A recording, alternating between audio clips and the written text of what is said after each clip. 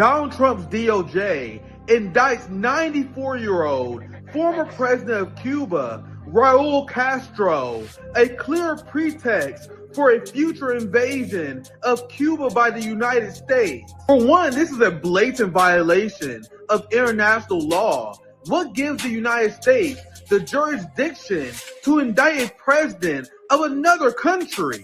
This is the same United States that killed nearly 200 people in extrajudicial killings in the Caribbean and the Pacific, but they think they have the moral high ground to indict a former Cuban president? The United States regime is charging former President Raul Castro for defending Cuban airspace against CIA-backed terrorist groups 3 decades ago. This is complete nonsense and only designed to create justification for the Trump regime when they engage in a full-fledged invasion of Cuba following the Venezuela model. The UN and the entire global community has consistently for years called out the United States' inhumane terrorist actions against the state of Cuba. The United States is a rogue regime who is trying to enslave the entire population of Cuba.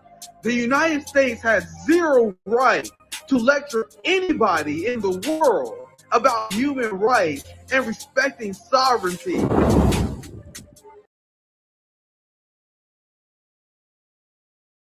The DNC is under fire after releasing their autopsy report on why they lost the election in 2024 to Donald Trump. And essentially, the entire report is pure copium as they ignore the giant elephant in the room. Despite this report being over 50,000 words, not once did they mention the word Israel, Gaza, Palestine, or even bring up the fact that Joe Biden and Kamala Harris was responsible for a whole ass genocide. So Democrats' plan is to essentially gaslight us to death. They blame trans people, they blame the media, they blame Joe Biden's age. They essentially play it off as if Democrats just lost a culture war. Democrats are simply immune to taking responsibility for their actions, man.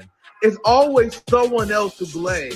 Exit polling and surveys expose how Gaza was the #1 reason why Kamala lost to Donald Trump, as previous 2020 Biden voters listed Gaza as their top reason for refusing to vote for Kamala Harris. And in an act of massive political malpractice, the Kamala Harris campaign made it 100% clear that the genocide will continue if she wins, and she won't make any changes to Joe Biden's Gaza policy, or would she do anything different if she was in his position? So for all the people who are rightfully upset over the evils of the Trump regime, please keep in mind that the Democrats allowed him to win because they were so obsessed with funding genocide.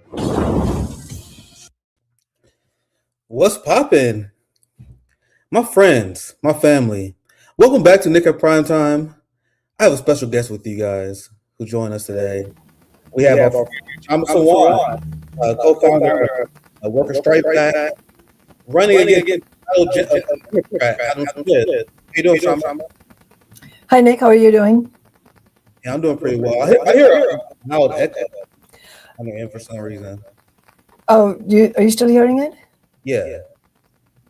Huh. Should I go leave and come back? Yeah, try to do that. Okay. I'll do that. See if that works. I can't wait to get Kshama's thoughts on this. What's poppin', my friends, my family? I've been having a field day with this story. Hopefully, I know it's because Kshama left and now it's gone. So hopefully that will fix it. Is that better? Yeah, wonder what that I can't hear my echo on your screen no more. But I hear a little bit of sound, but I think that should be fine because I don't hear the echo anymore. How does it sound, guys? How does it sound? Yeah, I think so. I think it sounds better now. Okay. I think it sounds better. All right, so what's popping, guys? Now that we got the audio figured out, I was kind of distracted, so let me do my intro again. That's why I messed it up in the beginning. We have Kshama Sawant, founder of Worker Strike Back, organizer, educator, and running a campaign against genocidal Democrat Adam Smith. How you doing, my friend? I'm doing great. How are you doing? I'm doing pretty well, and I have to get your thoughts on this story. We have a lot to discuss.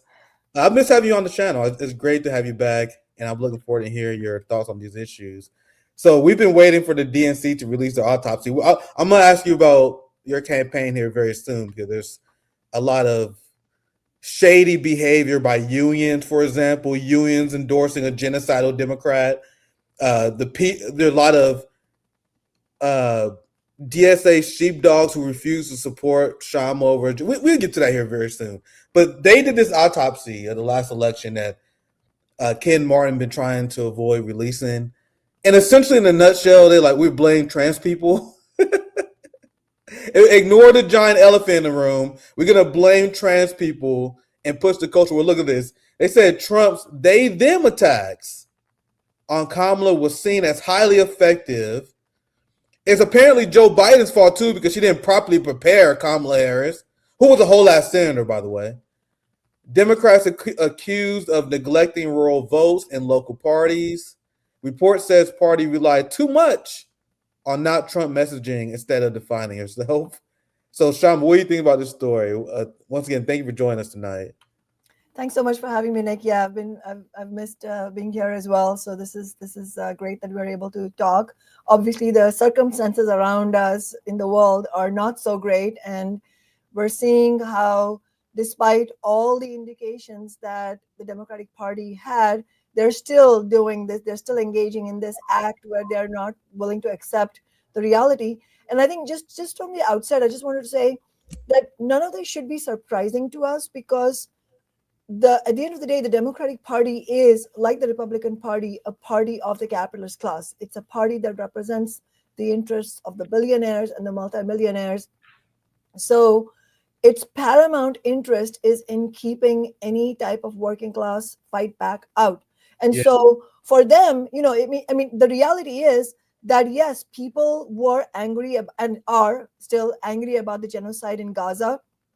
We saw the poll, the exit poll that was done in 2024 or maybe early 2025, which showed that nearly 19 million people who voted for Biden in 2020 refused to vote at all. They didn't vote for any other candidate. They didn't vote for Trump. They just didn't vote at all.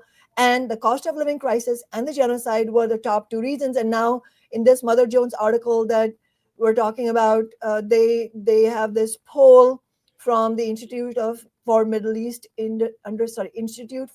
Understanding Policy Project, which shows yet another poll, which says that 29% of former Biden voters who did not choose Harris, equivalent to 122,000 roughly votes across 6 swing states, were influenced by Gaza. So in other words, Kamala Harris lost the swing states because of the Gaza issue, because she was not willing to even literally lie, saying that she was going to do something about the genocide. But I just wanted to say that, keeping in mind the fact that the Democratic Party is one of the two parties of U.S. capitalism, and in reality, keeping in mind that they and the Republican Party together are the two most powerful parties of global capitalism, is crucial, because that is the only analysis that helps us understand what in the world is going on with this Democratic Party. That despite being in such shambles, despite them having the lowest approval rating in nearly 4 decades, at the same time that Trump's approval ratings are cratering. I mean, that takes some doing to have such low approval ratings. That bad. That's crazy. Imagine being that bad. But just to understand that even despite all that crisis they are in, they are not going to accept their own postmortem report, because for them to accept that would be fundamentally trying to be not a capitalist party. And that's not going to happen. Ultimately, the responsibility of the establishment, the big guys in the Democratic Party, is to hold the party together in order for Wall Street interests and for the billionaires and multimillionaires. So they're not going to commit this fatal mistake of saying that, yes, this was because of the genocide, because it's a question of what follows after that. If you acknowledge that this was because you became a party of genocide, then what is the next question? The next question is, okay, then are you going to do something about it? That's the next question. Right. And they don't want to, because warmongering and including the genocide itself, the birth of the Israeli state itself, the existence of the Israeli state project in the Middle East, all of this is completely sort of integral to the project of imperialism and capitalism. That's the reason they are doing this type of mental backflips to not acknowledge the reality.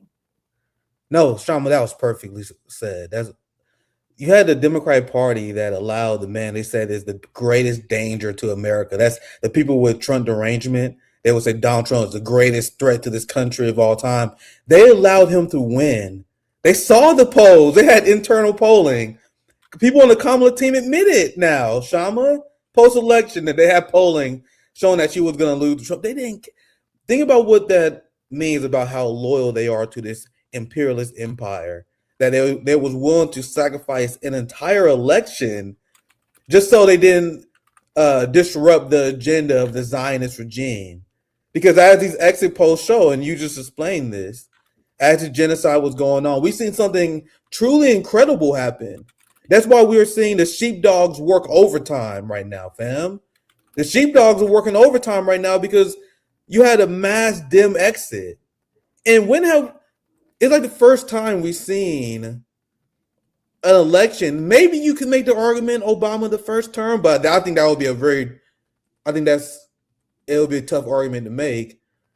That this is probably the first election. I'd give Obama first election. I'd give him that.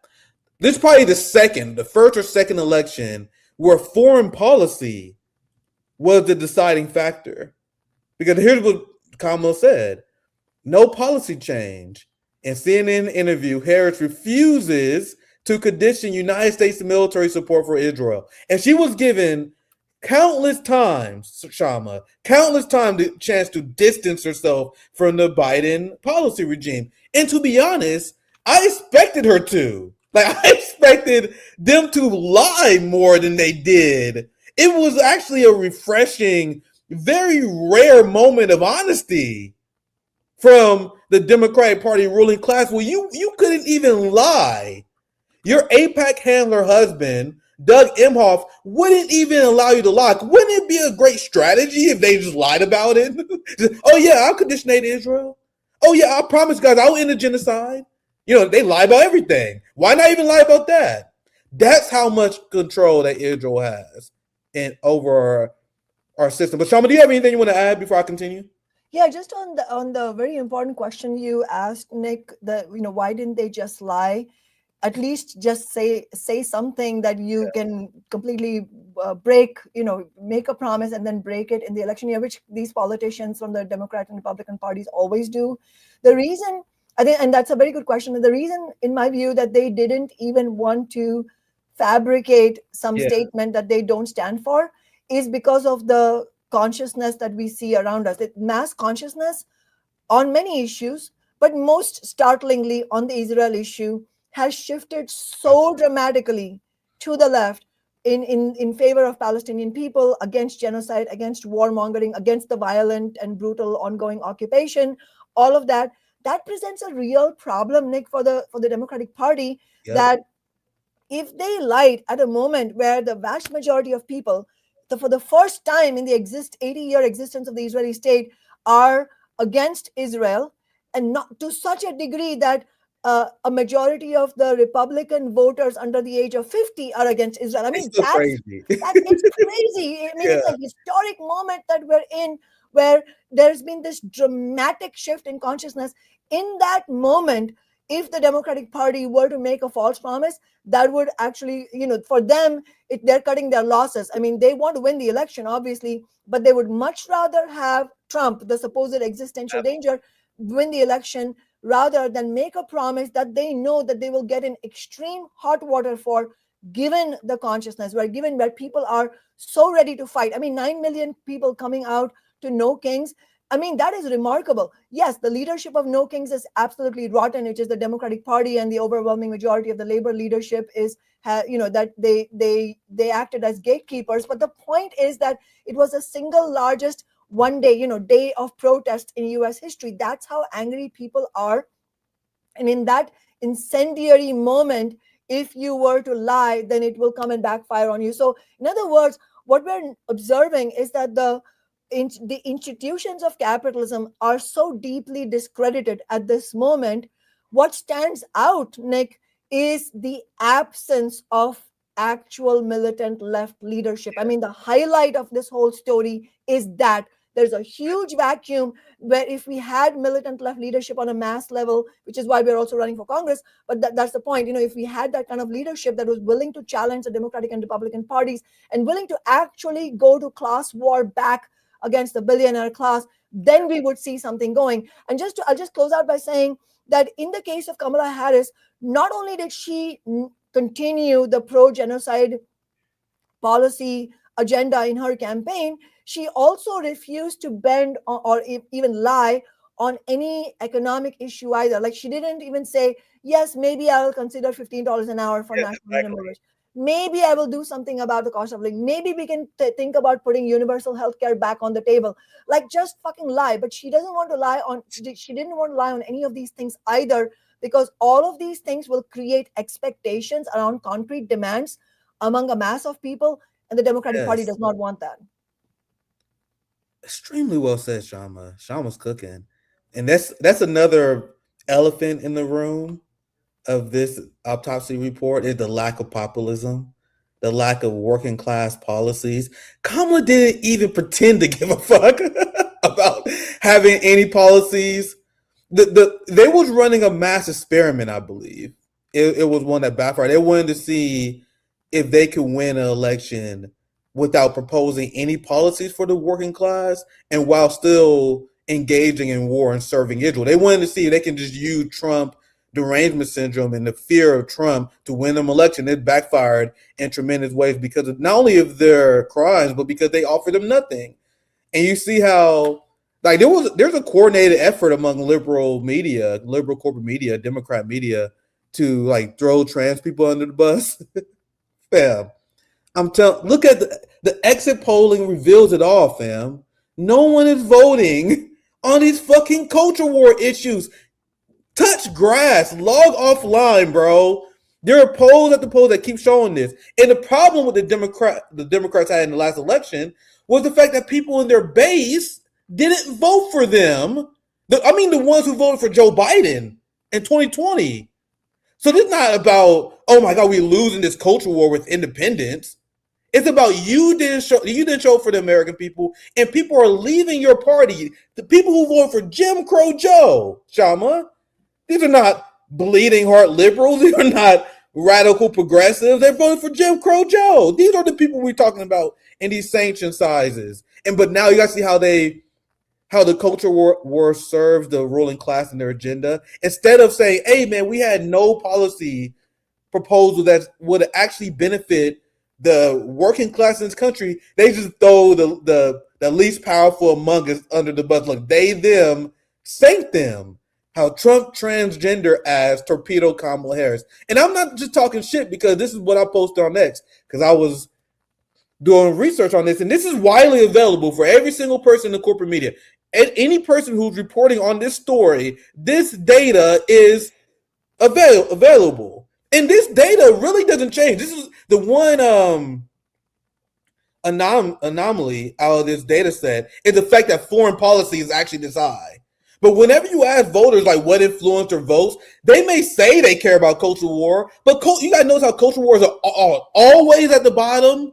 It's essentially always non-existent when Americans are asked about what they actually care for. So I'll read this here and I'll get your thoughts, Sham, as we close this segment out.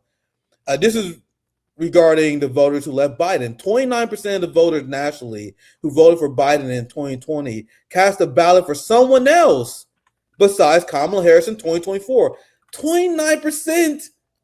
They lost 29% of their base because they say ending Israeli violence in Gaza was the top issue affecting their vote choice, with the economy close second at 24%. So in this game where it's essentially a race to the bottom, where you try to make sure you don't shed as many votes as possible in order to win an election, do you think people who voted for Democrats that led them to win the election in 2020, you guys think the transgender issue is what led the mass Dem exit from the party? That is delusional. But you guys see how liberals in the court mean, they're more than happy to go along with that. The culture warriors on the right, of course, they're happy to say that trans people tanked the Democratic Party. But the reality is that is not the case.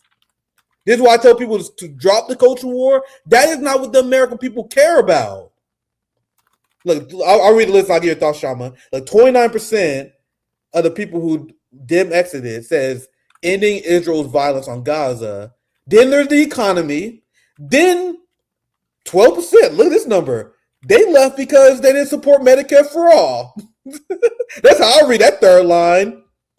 12% Medicare and Social Security. That's them saying, hey, you guys don't support Medicare for all. Go fuck yourself. That's the fact that Joe Biden still kept kids in cages is number 4. 11%. Healthcare, no Medicare for all. Go fuck yourself.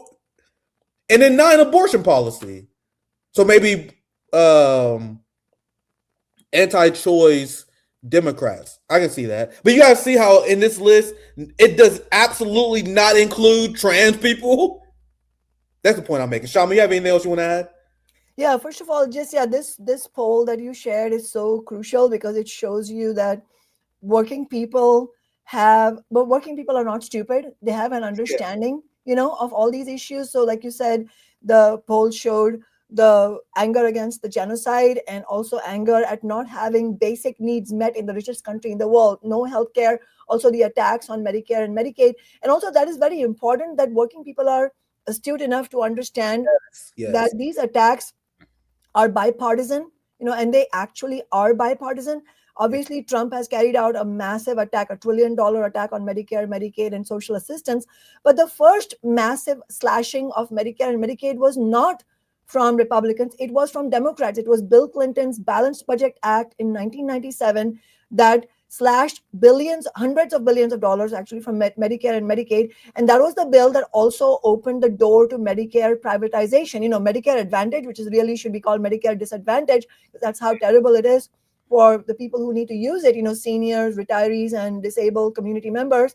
And that door was opened by that bill that was promoted by Bill Clinton, a Democrat, and Democrats in big numbers voted for that bill, including my opponent, Democrat Congress member Adam Smith. And so, it really shows you how people are ordinary people understand that these are bipartisan attacks on them. But just on the trans thing, I wanted to say that, the fact that their take, the Democratic Party leadership's take on the post-mortem autopsy that they did on the 2024 debacle, they're blaming it on trans people, as you said correctly, Nick. That is absolutely shameful. Yep. And also it should be revealing of the true nature of the Democratic Party. They do it every election. Was that? They do it every election, by the way. Yes, they do it. They do it every election.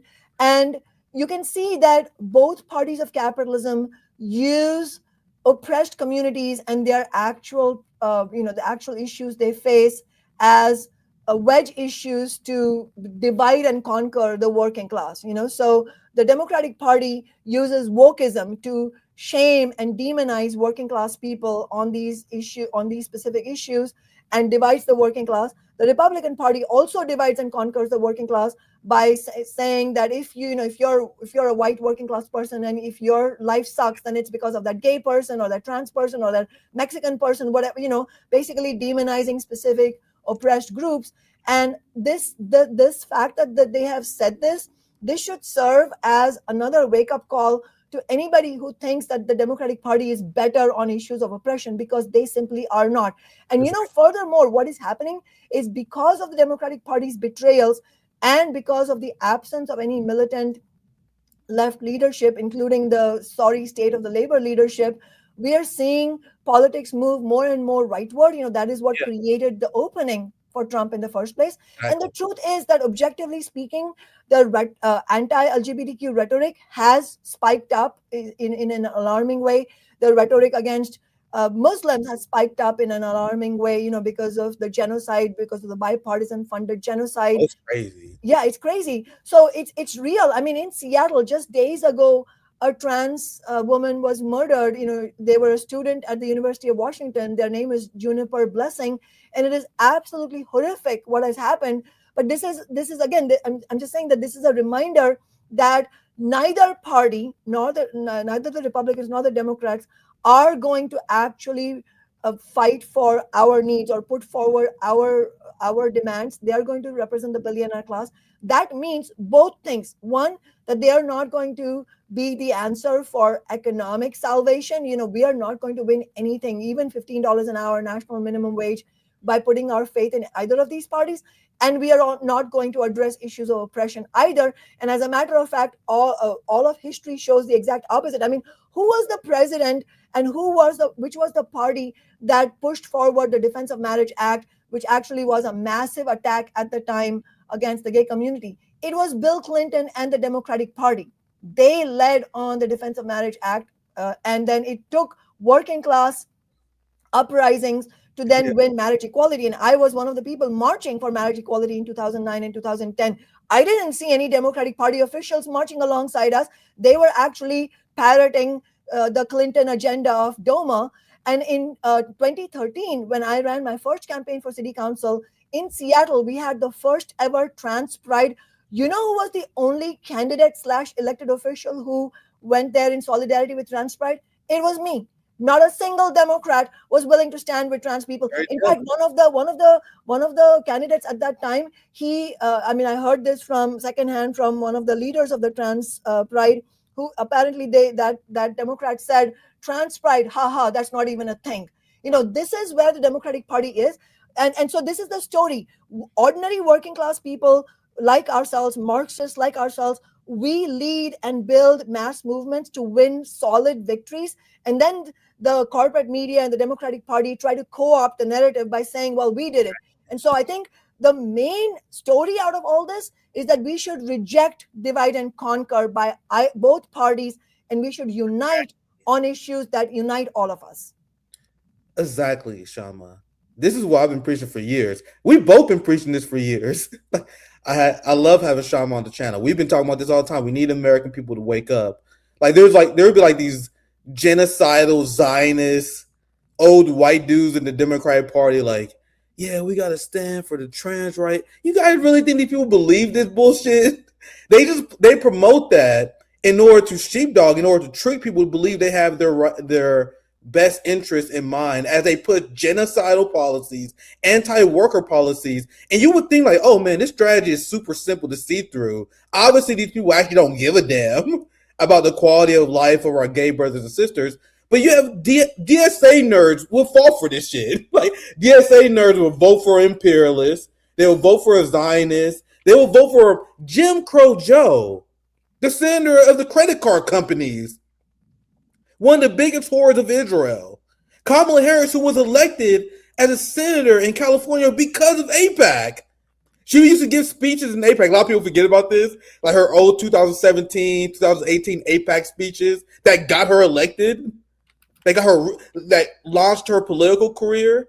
And then you have like these gay liberals like, oh, we're gonna vote for Kamala because she stands for the LGBTQ rights. You see how that's how they use these issues? You guys think they give a fuck?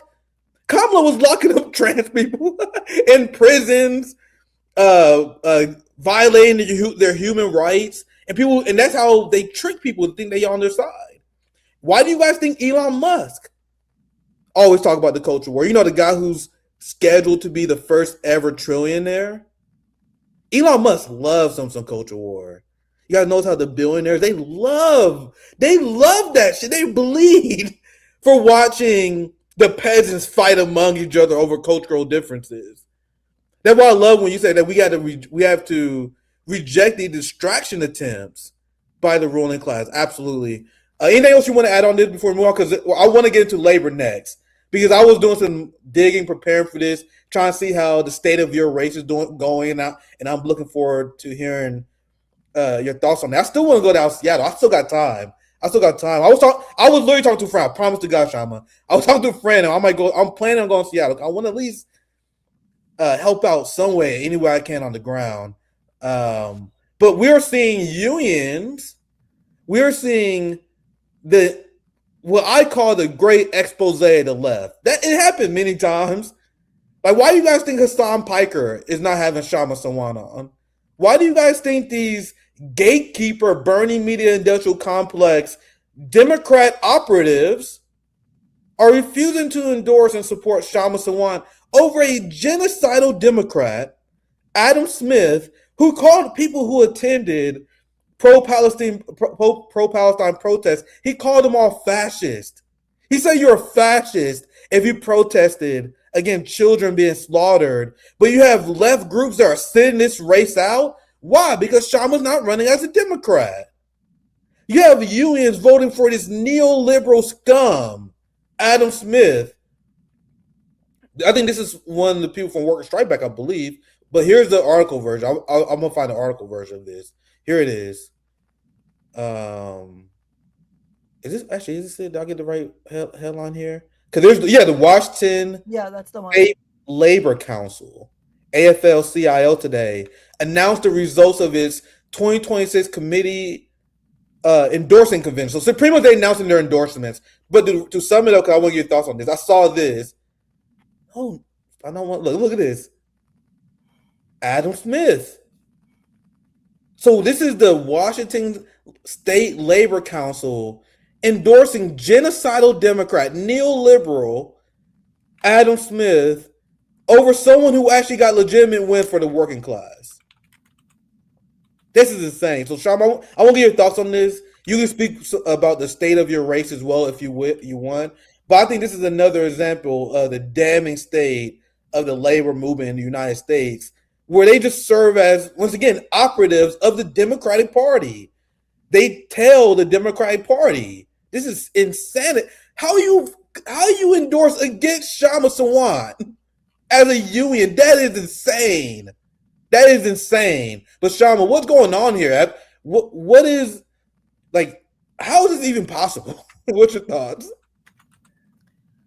It is possible because what's happened, and I think this is the theoretical understanding that we have to draw, the revolutionary left has to draw out from this period, because otherwise we are not going to be able to move forward.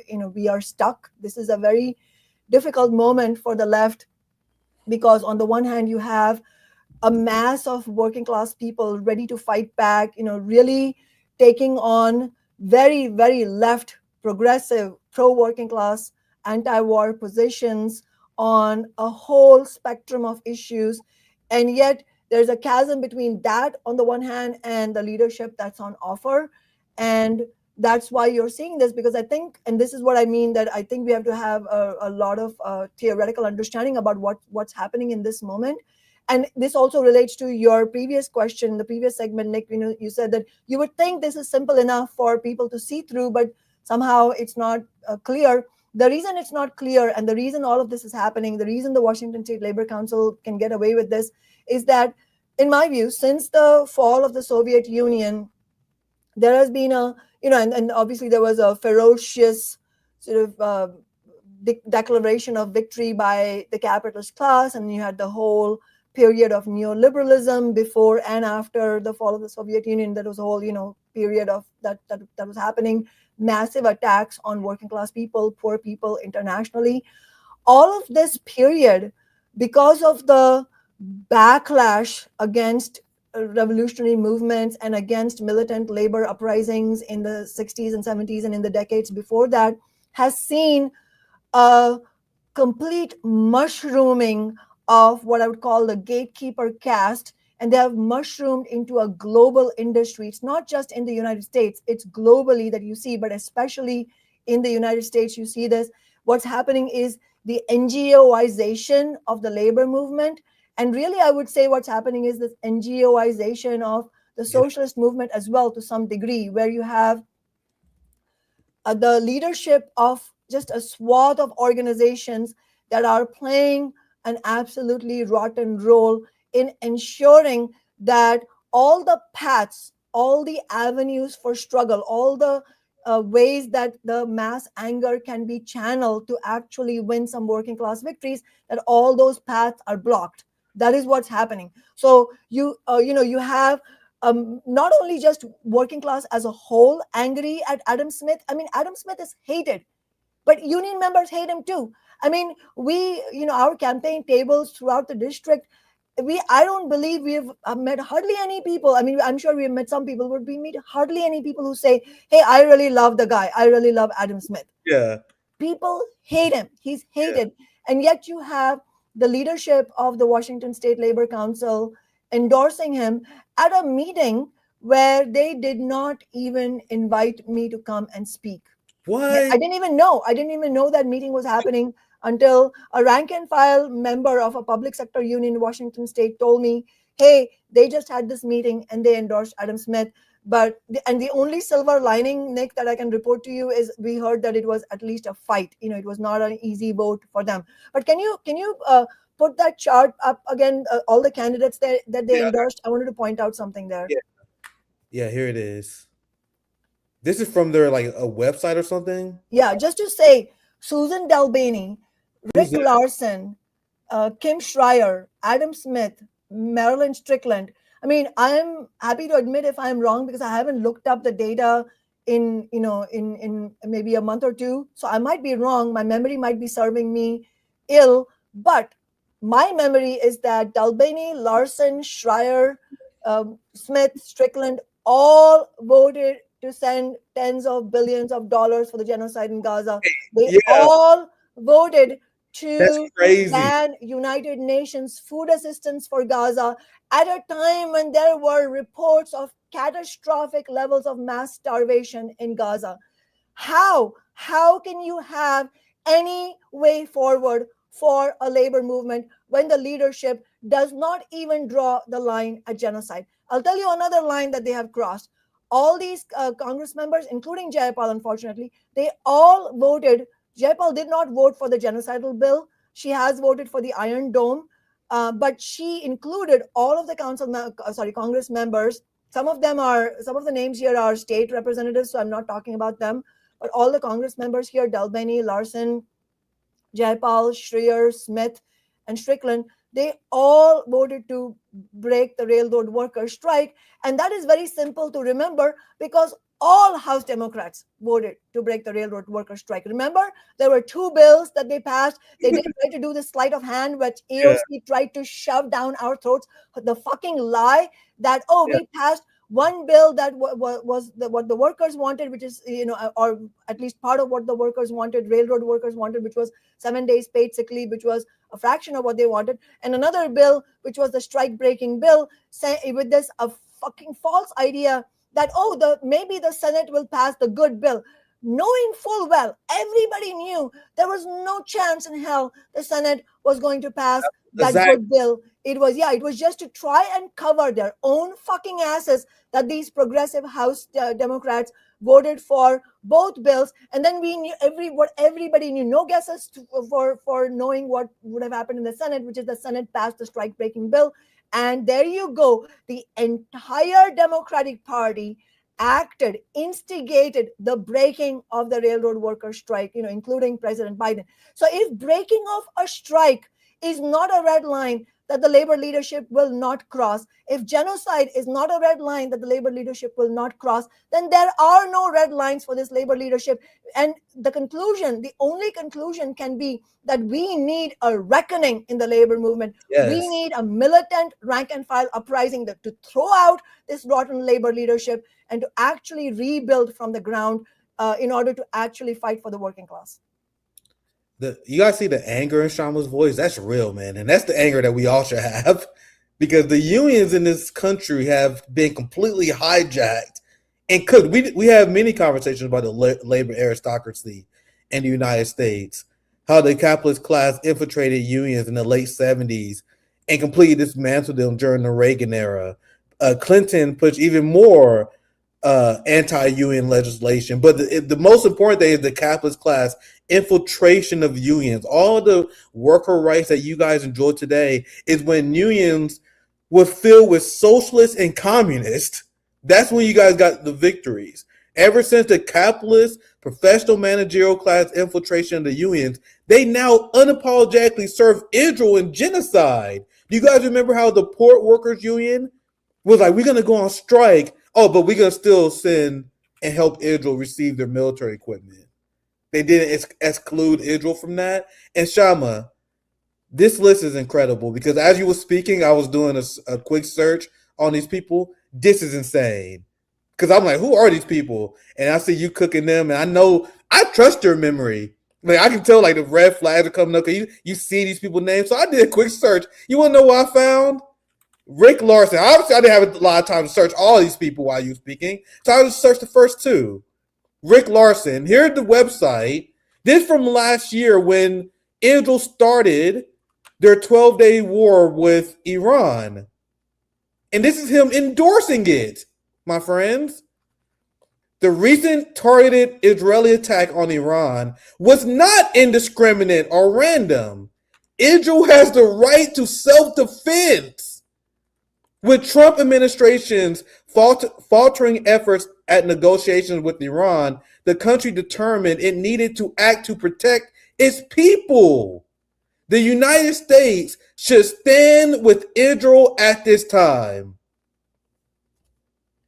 We have labor unions endorsing pro-war, genocidal public officials.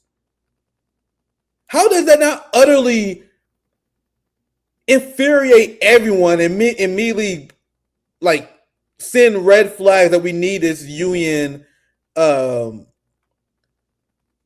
that you're describing? And I was looking into Susan Delbene, another steadfast supporter of Israel's right to self-defense. She was advocating for negotiated ceasefire, but they all support military equipment to Israel.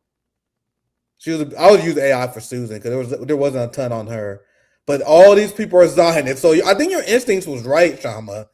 What does it say about the labor unions? So I'm gonna read this tweet and I'll get your final thoughts on this segment. This is from Matthew Malloy. Utterly shameful that the Washington State Labor Council endorsed genocidal Democrat Adam Smith for the 9th Congressional District. Disgraceful. No organization that claims to represent labor should be endorsing a fucking warmongering strikebreaker. I love the fire that comes from the worker strike back homies. Adam Smith has been in office for 29 years. 29. What has he done for the labor movement that get him guarantee endorsements? And Kshama, do you guys remember how? Well, this was quite some time ago, but I remember one like the smear jobs like the DSA left was laying on me. Kshama, I don't know if you guys remember this, but they were like, Nick, I went on a rant against unions. I was playing how the unions in the United States is fucking bullshit, and they're like, see, RBN is coming out as anti-union. I still remember that to this day. It lives rent-free in my mind.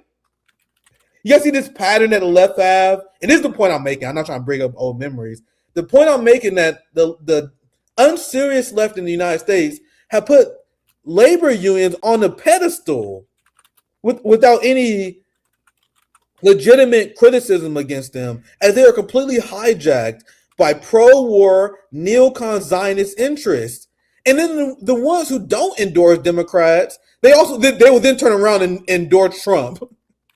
What's the name of that? I'm blanking on the name of that. I think it was the auto union leader who endorsed Trump.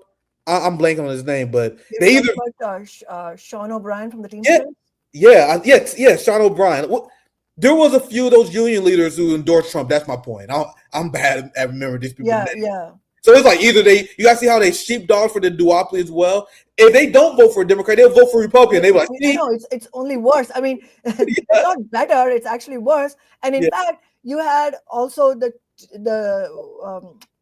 guy who spoke from both sides of his mouth as well, Sean Fain, the president. Yeah, I think that's what I was thinking about. Yeah.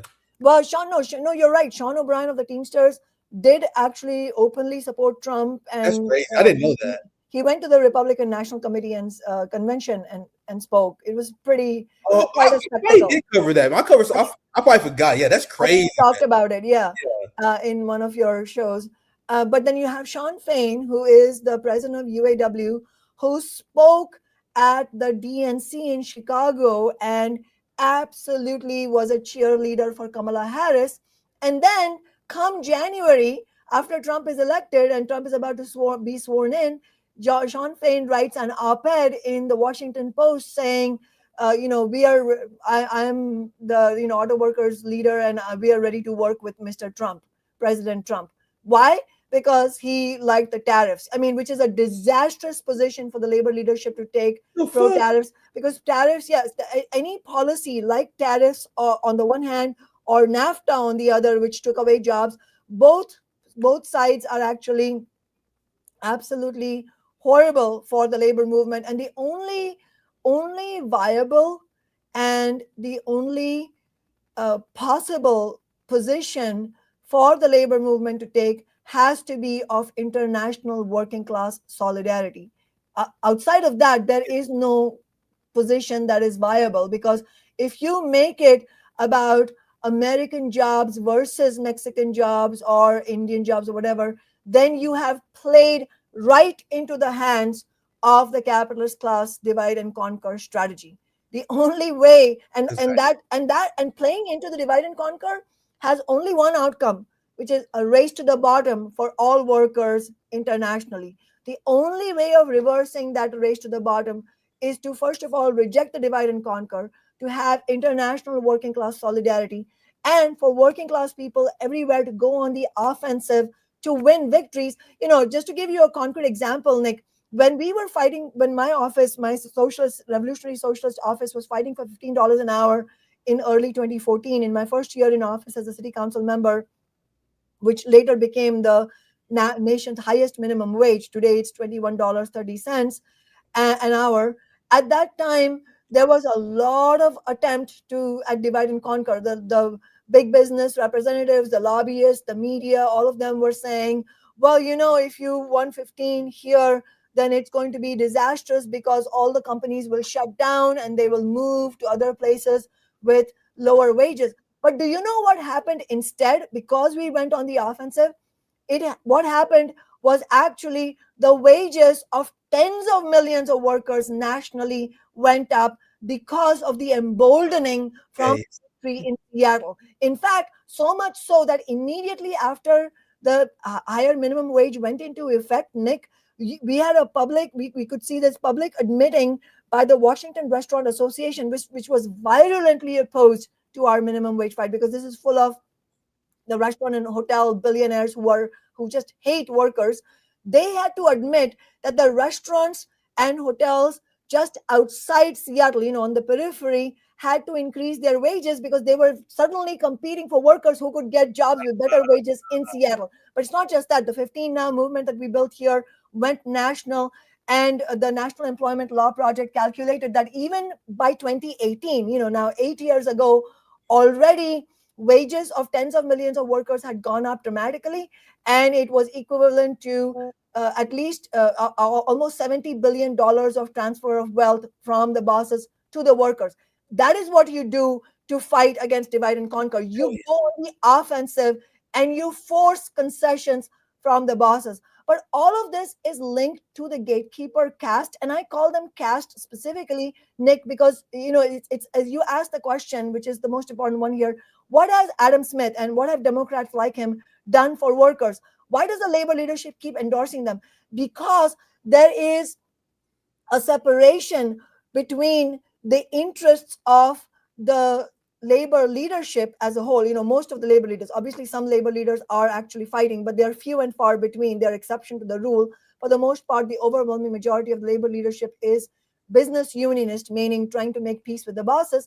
When Yeah. you have that situation, you have them making peace with the parties of the bosses as well.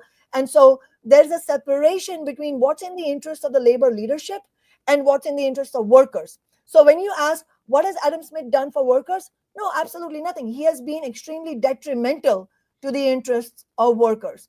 But it is in the interest of the business unionist labor leadership to keep the peace within the Democratic Party, the billionaire lobbyists, the business unionist labor leadership, the NGO leaders.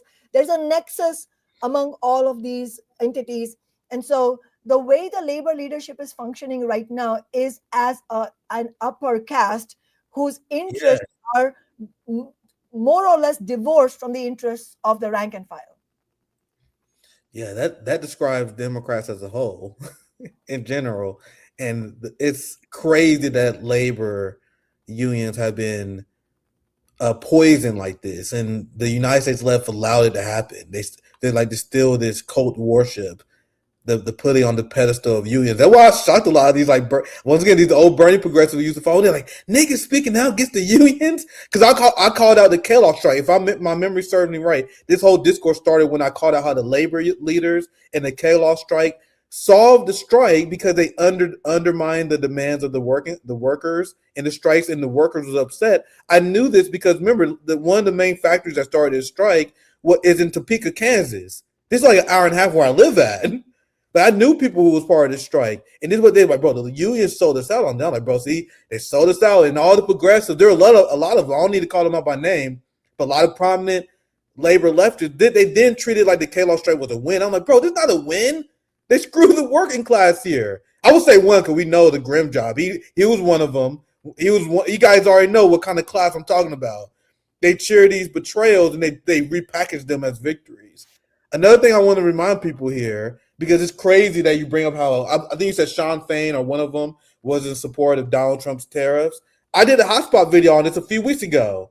Look at the result of the union endorsement of Donald Trump. You guys realize that Donald Trump, they're providing massive tax relief and refunds to corporations after Donald Trump's tariffs were struck down by the Supreme Court. So the corporations got to double dip, Kshama. They passed the cost to consumers. And then after passing the cost to the consumers with the tariffs, they then take money from the government. Billions and billions of dollars. There was companies, because you guys know how class dynamics works. There was companies who wasn't even affected by the tariffs, but you never let any tragedy go to waste. So they jacked their prices up too. There are many businesses that did that, and now these corporations are receiving a bailout from the government. It's like a refund. I'm trying to remember exactly how much it was. I believe like 160 billion. Yeah, 160. I covered this up. More than $160 billion of taxpayer money is going to the corporations who then price gouged us. Are the working class getting a refund, Kshama? Are labor workers getting a refund? After, I assume that many of them was laid off because of the tariffs. Companies panicked. They realize that the cost of production is going to be higher, so they pass the cost to consumers and they lay off labor. Yeah, I mean, working class people ended up paying over and over again, like multiple times over to these billionaires. Yeah, read the theory of labor value, my friends. How do the capitalists make profit? Lowering the cost of production, increasing prices, or stealing from labor. They got away with all three. And then now they about to get a refund. Thanks for all the union leaders who endorsed Donald Trump and the tariffs, though. For all the dipshits who believe these tariffs are pro-working class policies. And you can say, and I am a believer in conspiracies. These lawyers are not stupid, Kshama. Do you guys think the lawyers advising Howard Lutnick and all these people in the Trump administration, they don't know that these tariffs are illegal? So you can make the argument that this was a planned scam by the capitalist class. They have the union leaders push tariffs. They have Donald Trump put unilateral sanctions on different countries, knowing that the Supreme Court will strike it down. So then the corporations jack up the prices, pass the costs to consumer, knowing that tax refund is coming. Because the course in the United States is controlled by the capitalist class as well. Yeah, I mean, and the truth is that even if we can't know if that was an explicit plan that they had, they obviously are. I totally agree with you that the attorneys and the business class as a whole, they're smart enough to know what's about to happen in the courts. They're watching it, in advance and understanding what is in their interest to do it, and that is why it is pitiful that the working class doesn't have that kind of leader. I mean, that kind of fighting leadership. You know what I'm saying? I mean, this is class warfare, Nick. This is class warfare because capitalism is class warfare. Absolutely. We didn't choose this as working class people, but we've got two choices. Either we roll over and accept it, or we fight back, meaning we go to class war back against the billionaire class. That is what we need. and Yeah. and that's what that's what we're missing. We're missing a nationwide leadership that is willing to go to class war back against the Absolutely. billionaires. And the way the billionaires carry the day is not that they themselves come and argue against you. You know, when was the last time Jeff Bezos came and spoke to me personally? He operates, you know, the billionaires operate through the just the ocean of gatekeepers that we are surrounded by. Yeah. Those gatekeepers are doing the bidding of the capitalist class, and that is why there is no way forward. There is absolute, whether people like me saying this or not, there is absolutely no way forward for the working class unless we overcome the gatekeeper caste. In order to defeat the billionaires, we will first have to tear down the gatekeeper caste. Without that, we Yes. will not be able to move forward. Absolutely. This is why I go after DSA homies. This is why I go after Hassan Piker, who once again refuses to platform Chama for some suspicious reason. They're the gatekeepers, and they are our biggest ops. It's not. We don't have to worry about the Midas touch. You guys think the Lincoln Project is an ideological threat to our movement when the American people are on our side? The problem is the people who say the right things and then betray the working class by supporting the Democrats, by falling in line with the labor aristocracy, and then shunning people who actually want to engage in real class war, like RBN and Kshama Sawant. My friend RTSG, they had a great report on about this, about who funds the left. They finally released their YouTube video how the left in the United States is controlled by a system of NGOs and dark donors.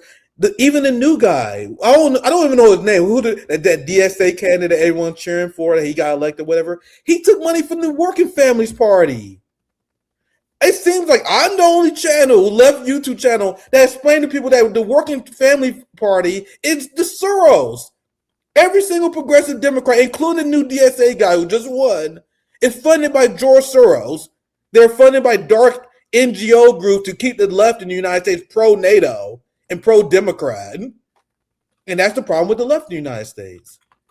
And to go ahead, chime if you want to chime in. I think you want to chime in. Yeah, I was just going to say that actually that even if we even if there might be, you know, people might be skeptical of theories and all that, we can look at the facts. Look at the facts. The fact is, talking about billionaires, look at how all the labor leaders and the supposed leaders on the left are gathering around Tom Steyer in California, a fossil fuel billionaire, for fuck's sake. You know, so how much, you know, like, it's like, okay, so what else is left? You know, what else is left? And they're talking about him like he's a class trader. He calls himself a class trader. He's not a traitor to the capitalist class. What he is doing is putting on an act the same way that Gavin Newsom put on an act. And so my question is, how many times on the merry-go-round are we going to go? You know, like, haven't, you know, for people who say, well, you got to give everybody a chance, like, but how are you going to give them a chance when you already saw Gavin Newsom absolutely betray the working class on the question of universal public health care? And of course, yeah, we should play this clip where Tom Steyer refused to call it a genocide, call what's happening in Gaza a genocide. Just before you play the clip, just to say, yeah, go ahead. the leadership of the National Nurses United has endorsed Tom Steyer. The leadership of the California Teachers Association has endorsed Tom Steyer. The leadership of California Democratic Socialists of America has endorsed Tom Steyer.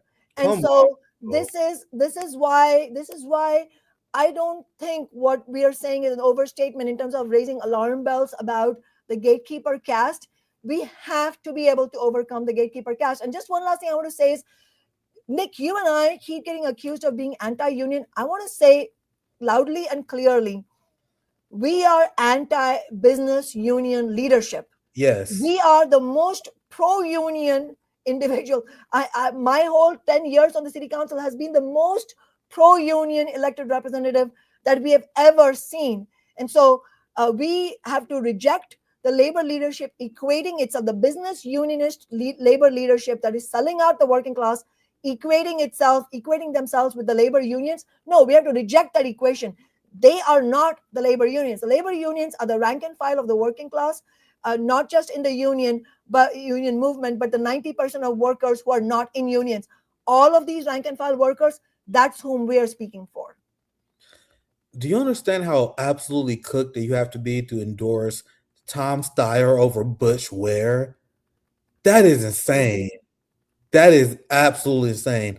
Democratic Socialists of America, we endorse billionaires. Kyle Kalinske, Tom Steyer is one of the good ones, Kshama. He's one of the good billionaires. The left, bro, these people are cooked, man. And this is why we need to continue to call these people. To be clear, I've seen this clip going around. This is going to be the first time me watching this.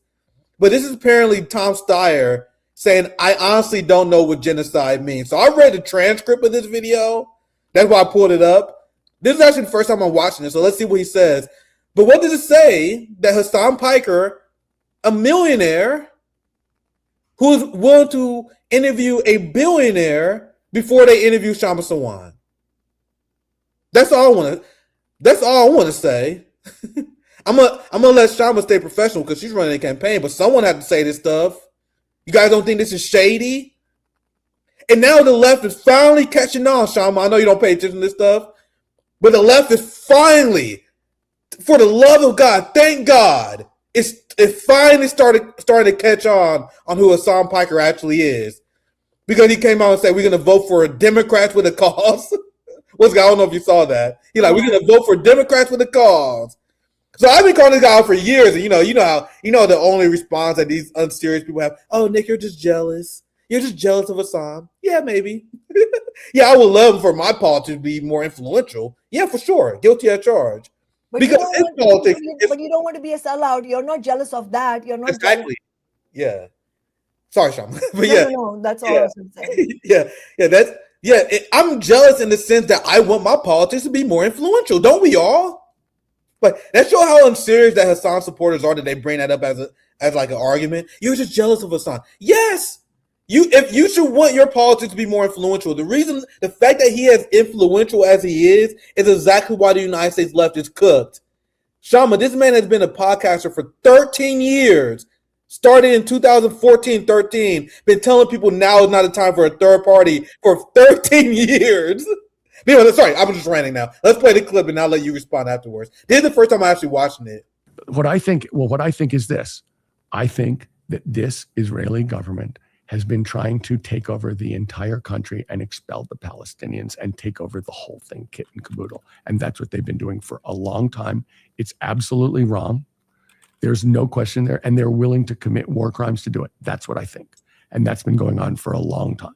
So you don't want to make you're not committing to the term genocide. I don't actually, I think, you tell me if this is what it means, because it's sort of like socialism, if you excuse my saying so. Mm-hmm. What? Do I think they're trying to kill all the Palestinians? No. No, I think I don't. I think they're trying to expel the Palestinians from the country, that they're trying to have one state. That would be genocidal intent. I don't know what that is, but that's what they're trying to do. That is a genocidal intent. They're clearly trying to take over the West Bank. They're clearly trying to take over Gaza. They're willing to, go to extreme merciless lengths in order to do that. Hassan, that's what there is a history that's 10 years of doing that. Well, it's longer than 10 years. Well, whatever. Yeah. Started off with ethnic cleansing in 1948, but that's what's going on. I don't know I honestly don't know what genocide means, but what I do know is they are trying to end up controlling the whole state, period. Kshama, I'll let you take it from here because I could cook this motherfucker. But Kshama, any thoughts? That's crazy.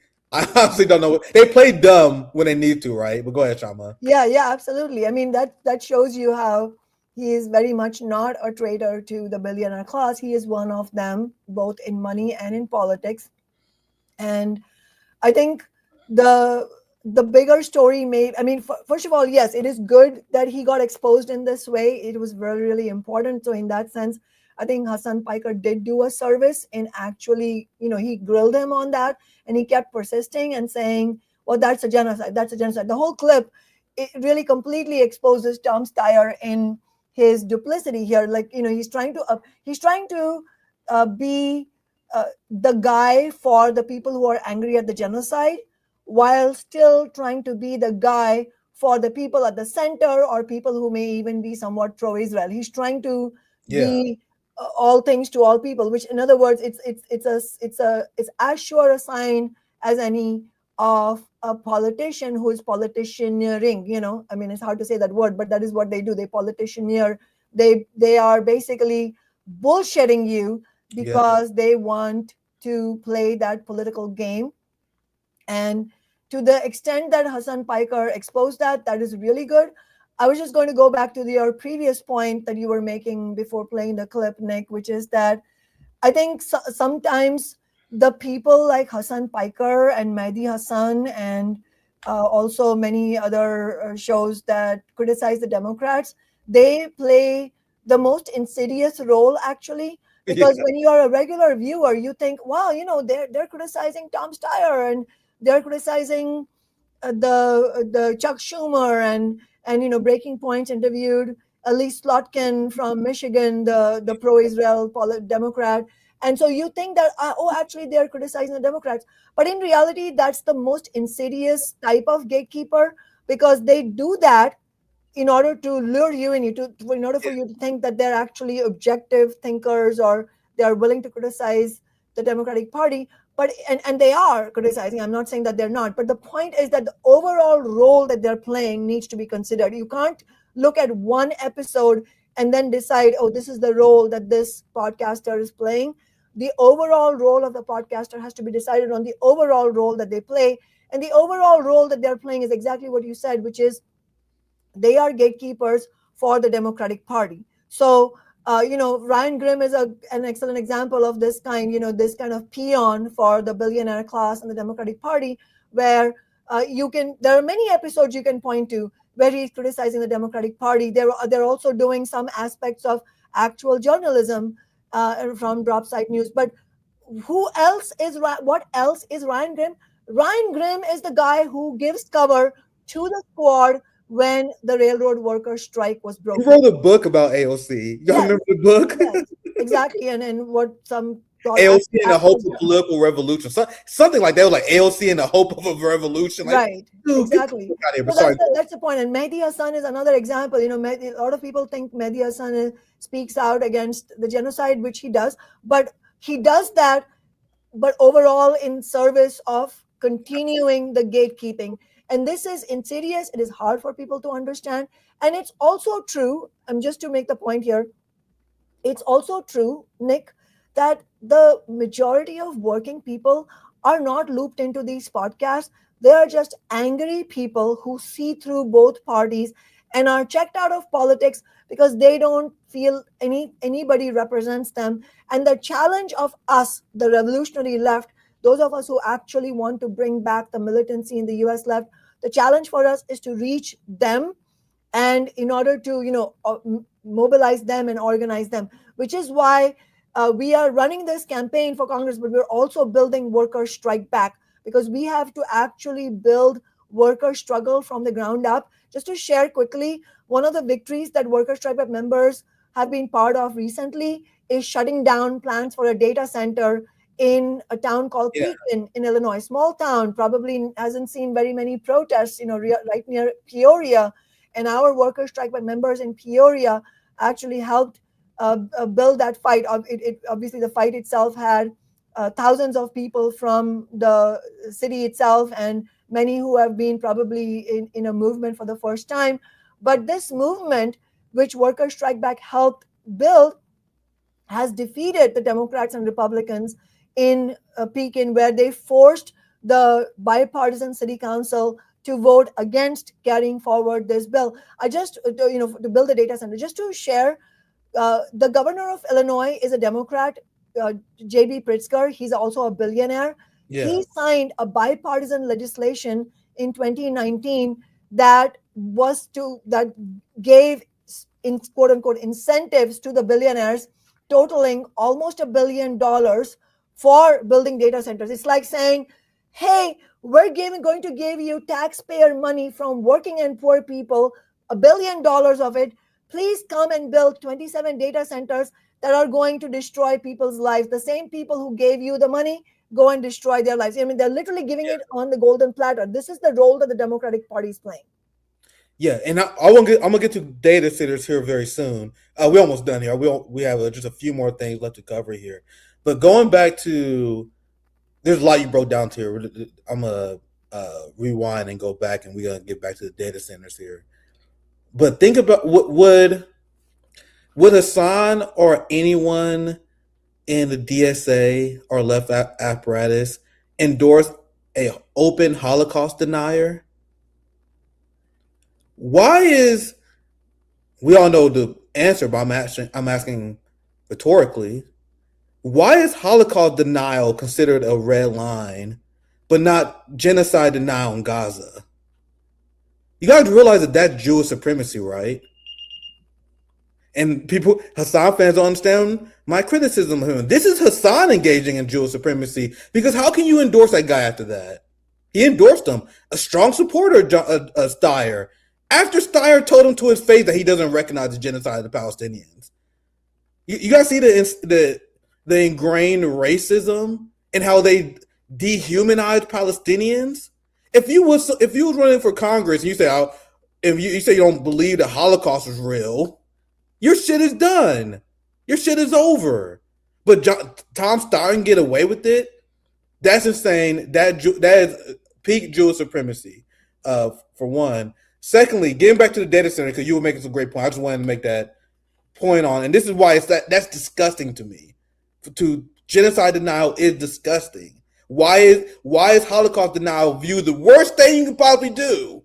The worst thing you can possibly do, but you can deny Palestinian genocide all the time. Anyway, that's the point I wanted to make on that. Go ahead, Sean. Go ahead. Feel free. Just on that, I think it is, if you look at the history of when the Holocaust was actually unfolding, actually the ruling classes of Britain and the United States were not interested in fighting against Hitler and Nazism, because they had, the capitalist class as a whole wanted to benefit from the industrial deals that the Hitler regime was, the Third Reich was making with IBM and all these companies. I mean, these companies still exist.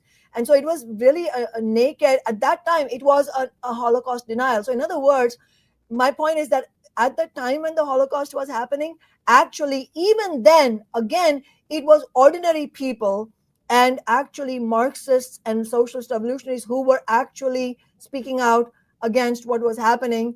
And it was the pressure from all of that forced the ruling classes in the US and the UK and other Western nations to understand that they had no choice but to oppose what was happening. And now what they're doing is using all of that in name in order to carry out the same process against the Palestinian people once again, because they are the people now that are under attack. And that is why it's important that people like Norman Finkelstein, for example, who have clarified that, not in my name, that you cannot use the memory of the Holocaust to carry out the Holocaust of the 21st century. If you're against Holocaust, then you have to be against all Holocausts. And right now, what has happened against the Palestinians is a Holocaust of the 21st century. And many Jewish people, Jewish left activists have spoken out against it. And that is why it is so crucial for the anti-war movement to find a path forward that is independent of the Democratic and Republican parties, because otherwise there is no anti-war movement. I mean, I'm seeing posts on Facebook, Nick, and other social media where genuine activists are posting, where is the anti-war movement? What's happening? How can it be? How can it be that the majority is against Israel and you have no way forward? It's still continuing. And now you have, on top of that, a war on Iran.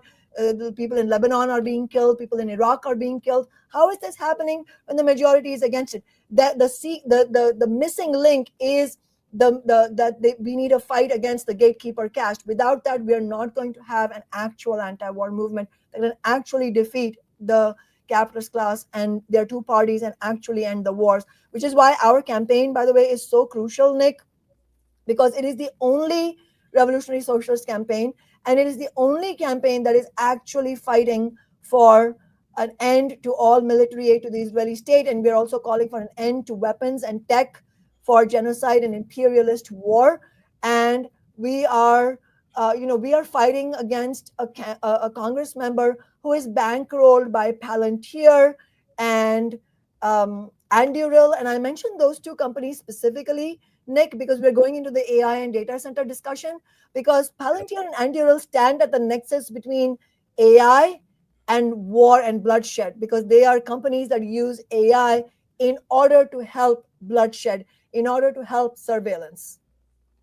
Yeah, and this is what you're talking about, and I want you to discuss more about what you guys are doing fighting this. And it's great to see that you guys are in the fight. Now you guys see why I endorse Kshama. We need to build this true anti-war movement to stand against all Holocausts. There was like this ADL person. They was accusing people, because I always bring up the fact like, hey man, you guys realize that tens of millions of Chinese people died during World War II as well. That the Nazis murdered tens of millions of our Russian brothers and sisters. That's why Victory Day is such a big deal for them. You guys know that Jonathan Greenblatt and the ADL clowns, that was like, we're trying to inflate the suffering that the Jewish people went through with the suffering of anyone else. That's low-key Holocaust denial. Like, they want their Holocaust to be the only one that people recognize, while you can just engage in genocide denial of the Palestinians. But I want to show you this as we get to the AI data center stories, because Abigail Spanberger, a CIA governor who is supportive of Israeli genocide, Abigail Spanberger is like the centrist Joe Biden wing of the Democratic Party version of Zoran Mamdani. Like, she won the same election that he did. And you guys see how and this kind of continues our discussion about labor. There's so many great threads to follow down this conversation with Kshama here. But you guys see how Democrats' anti-labor policy still continue to this day. Spanberger is considered a rising star in the Democratic Party.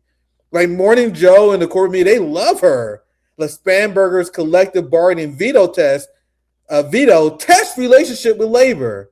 Something tell me, Kshama, that labor is going to forgive her. Like, these are the kind of tests that they constantly put on labor, and they always find a way to pass this test, despite the fact they constantly voting against her interests. Here's another headline.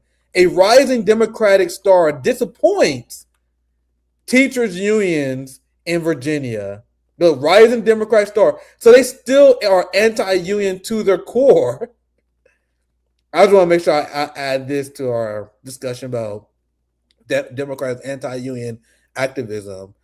Here's my friend, Proud Socialist. Abigail Spanberger stabbed public workers in the back by vetoing a collective bargaining bill, and they're letting her know about it. Liar, liar, pants on fire. And Abigail Spanberger, she's like, you guys already voted for me, too late. No refunds. This is what happens when you vote for these people.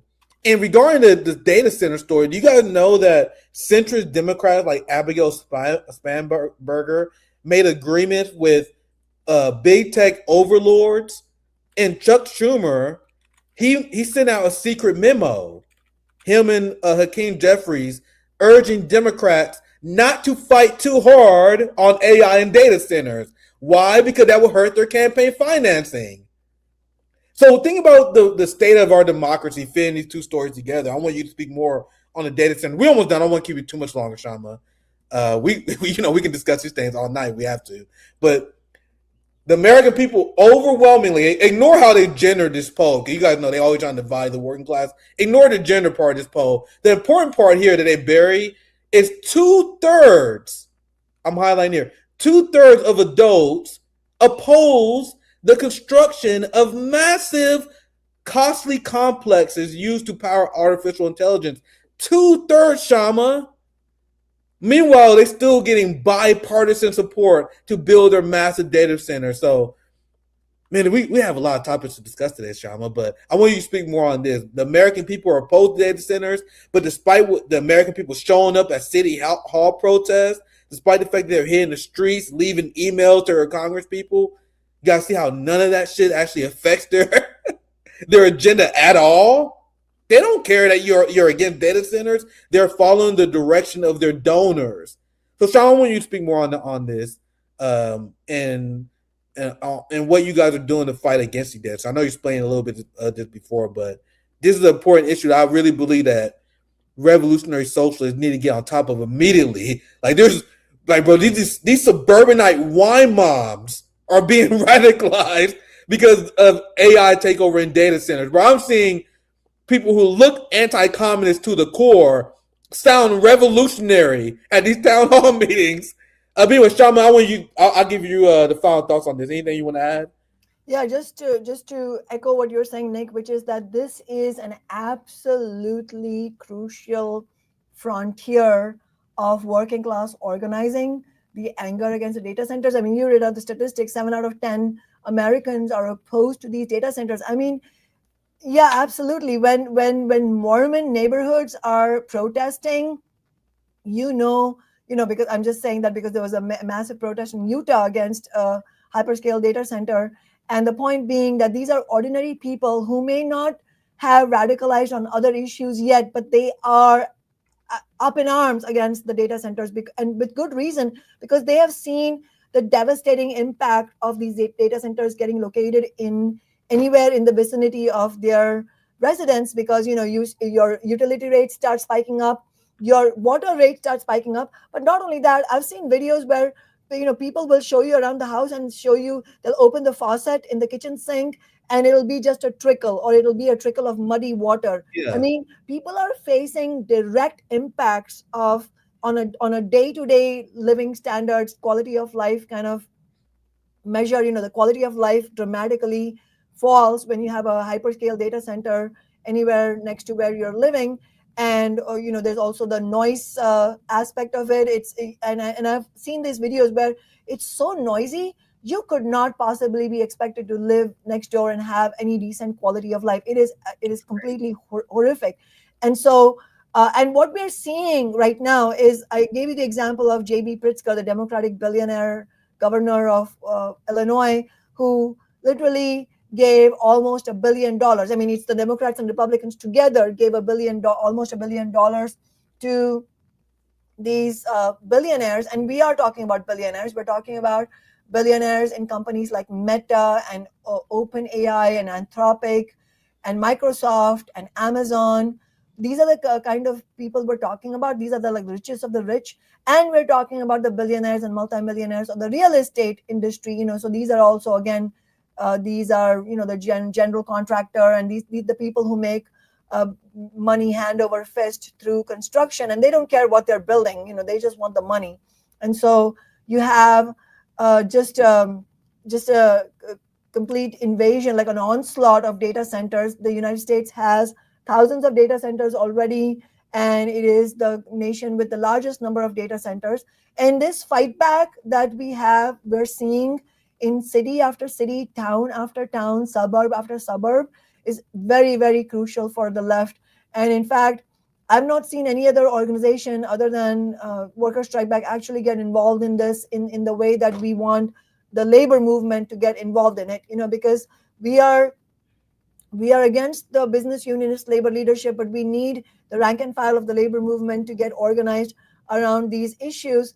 And that's why Workers' Strike Back members in Peoria, for example, were part of this struggle alongside thousands of other people, and succeeded. They succeeded in doing that. And part of how they succeeded, Nick, was that in the Pekin City Council, we used the kind of what we call fighting strategy, meaning going to the city council and showing them that there's a real threat from the working class, that if you don't back off, you're going to pay a real price. You might get thrown out of office, because we are now motivated to throw you out of office. Like, if you sign to, if you vote yes on allowing the data center to go ahead, then you're never going to be able to live that down. We will make sure it hounds you to the rest of your political days. That's the type of threat that activists from Workers' Strike Back brought in, alongside, as I said, many of the residents of Pekin in Illinois. And the working class was able to win. I mean, this is a huge victory for workers, and it's not the only victory. We have seen other data centers stop as well. But if you look at the overall overall scale, not only of the planned data centers, but you have to look at the money that's involved and who's behind the data centers. Here is, you're talking about companies like NVIDIA, which is an AI chip maker, which just became the world's first $5 trillion company, which means that, I mean, a lot of this that is hot air, but what it means is that on Wall Street, the stock market evaluation is at $5 trillion. Similarly, Microsoft and Apple have hit $4 trillion. OpenAI could reach $1 trillion evaluation next year. And so we're talking about, some of the biggest players in AI, Amazon, Meta, Google, Microsoft, OpenAI, all of these companies that are planning to that have already put in their the money, the trillions of dollars of money into this AI industry. And keep in mind, we're talking about AI mainly because most of the hyperscale data centers that are going into effect are AI data centers. To be clear, there have been data centers for over 2 decades, and you do need data centers for cloud computing. But that is why this brings up the question of how, when the control is in the hands of the billionaire class, and this is why capitalism doesn't work for ordinary people, for any good of society, because when they have control over technology, that how technology is deployed and what technology is deployed and on what terms is decided only on the basis of their profit margin, only on the basis of what's good for these billionaires and multimillionaires, not on the basis of what's good for society. And that is why I'm talking about the trillions of dollars to make the point that, first of all, we do need a fight back to defeat every possible data center. And that is, as I said, Worker Strike Back is already part of that. And we're going to be building that movement going forward. In fact, the next town hall of my congressional campaign is on this topic: stop AI data centers and mass layoffs, because it's also connected to the mass tech layoffs because of AI. And you're seeing Meta just announced 8,000 layoffs. You saw Oracle just did a layoff bloodbath a few weeks ago. So we're seeing layoffs. The fight against layoffs has to go hand in hand with the fight against the AI data centers. And we have to shut down every possible data center that we can. But we have to, in addition, not but in addition to that, we absolutely have to look at the numbers here. And when you look at the numbers, the amount of trillions of dollars of wealth that is at stake here on AI, the conclusion has to be in our mind, if we have any sense in our heads, is that these billionaires are not going to give up easily. They are not going to give up the AI juggernaut anytime soon. So, in other words, are they absolutely frustrated about the movements against the data centers? Yes. Every time a data center project is canceled, is that loss of money for them? And are they frustrated? Yes. But you know what? They have the money and the power to wait us out. So beyond, we need a strategy to shut down as many data centers as possible. Yes, absolutely, that's the first step. But beyond that, we need a long-term strategy to push back against the billionaires, because we know that they're going to try and wait us out. And not only that, they're not only going to wait us out, they're going to go to new places and try to locate the data centers in the hope that in some place, sometime, the people are not going to fight back. And maybe that will happen because there will be exhaustion. Movements get exhausted and they get fatigued, and our strategy cannot just be we're going to do one protest after another protest after another protest after another protest. There has to be a strategy beyond that, and that strategy has to recognize that these billionaires will try to wait us out, they will try to exhaust us, they will try to move to other rural areas. And that is why we need immediately to have a real leadership on the left that can win some real victories on in Congress. For example, first, if you ask me what would our program be if we were elected to Congress, first of all, we would fight for a moratorium on data centers, especially the hyperscale data centers, and we would use that moratorium, meaning a stopping point of the data center building, in order to fight for various things. First of all, that the data center should use clean, renewable energy.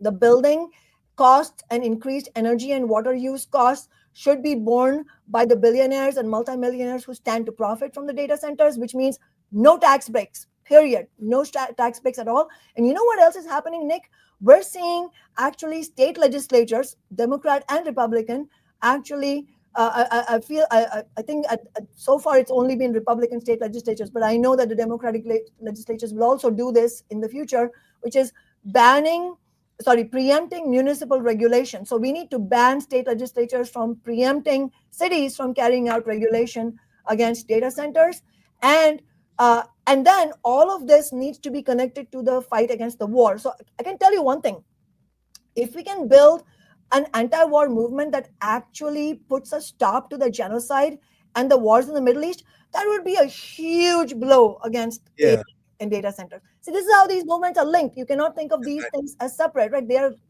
absolutely linked.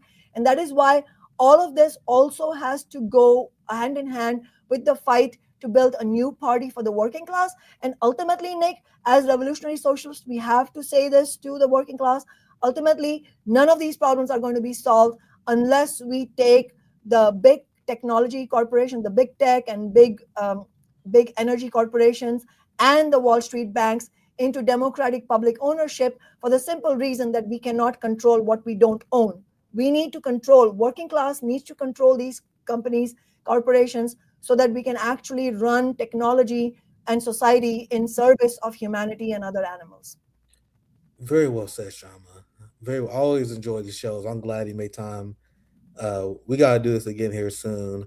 I'm going to do what I can to support Kshama. I encourage you guys all as well. Kshama is running an independent campaign, and maximum solidarity workers strike back at Kshama Sawant. I want to read this last thing to send us off here. We're going to wrap up here, but this will be the last thing I say. Because once again, my friend Proud Socialist, he's been all over this data center story.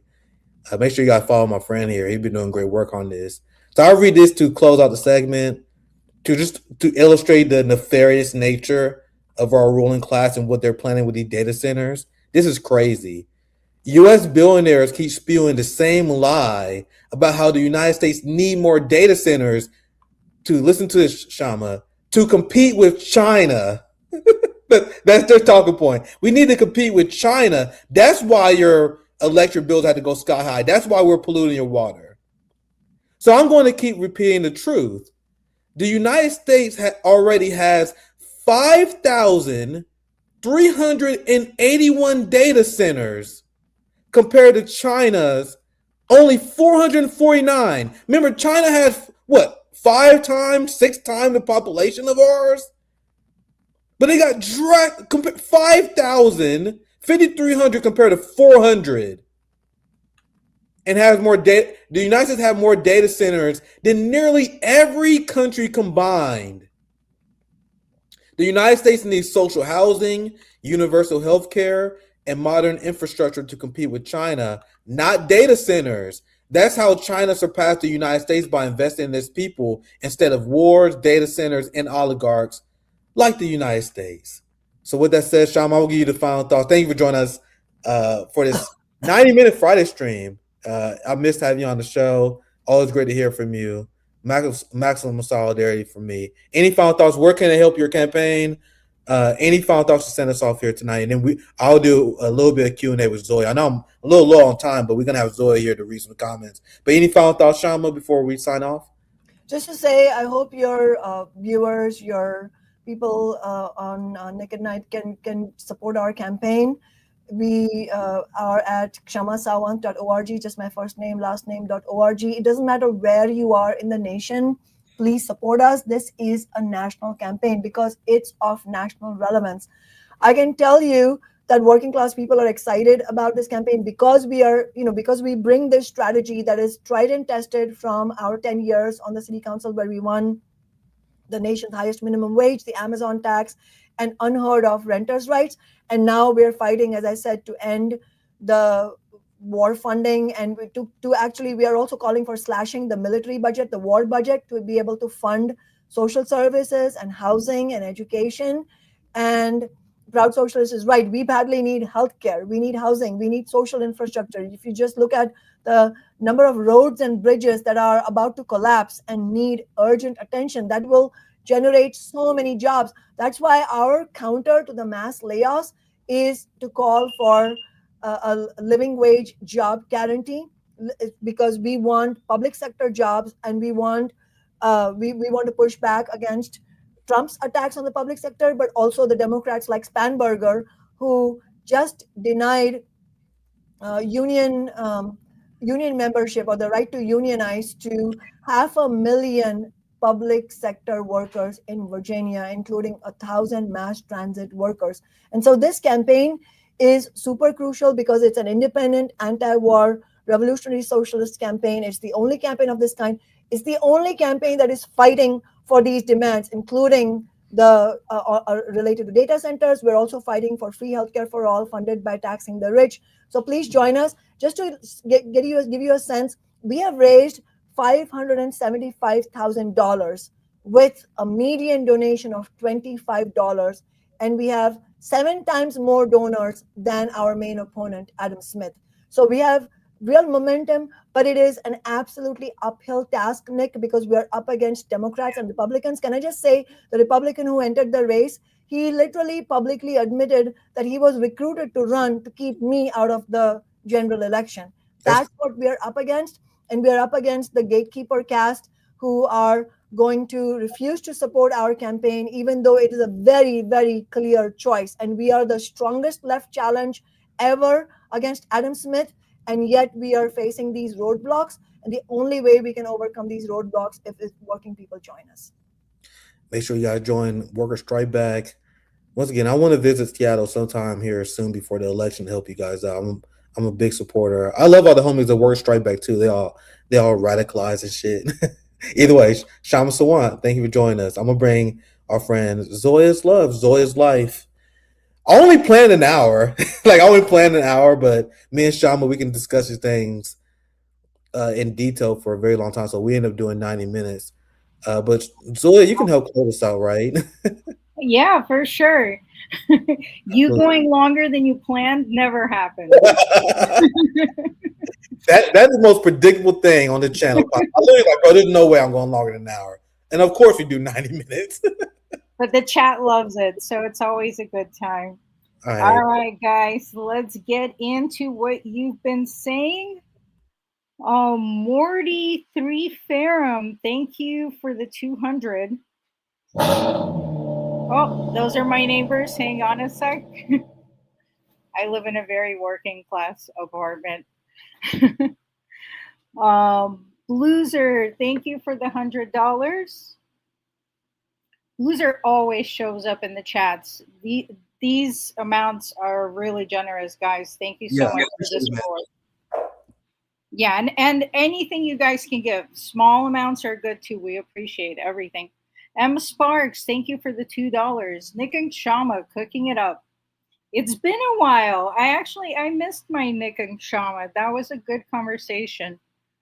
Lady Alex, vote harder with no lube. Definitely, we're going to vote out fascism this time, guys. Just one more election. It was a bright 97-76. The Democratic Party rather do brunch than organize.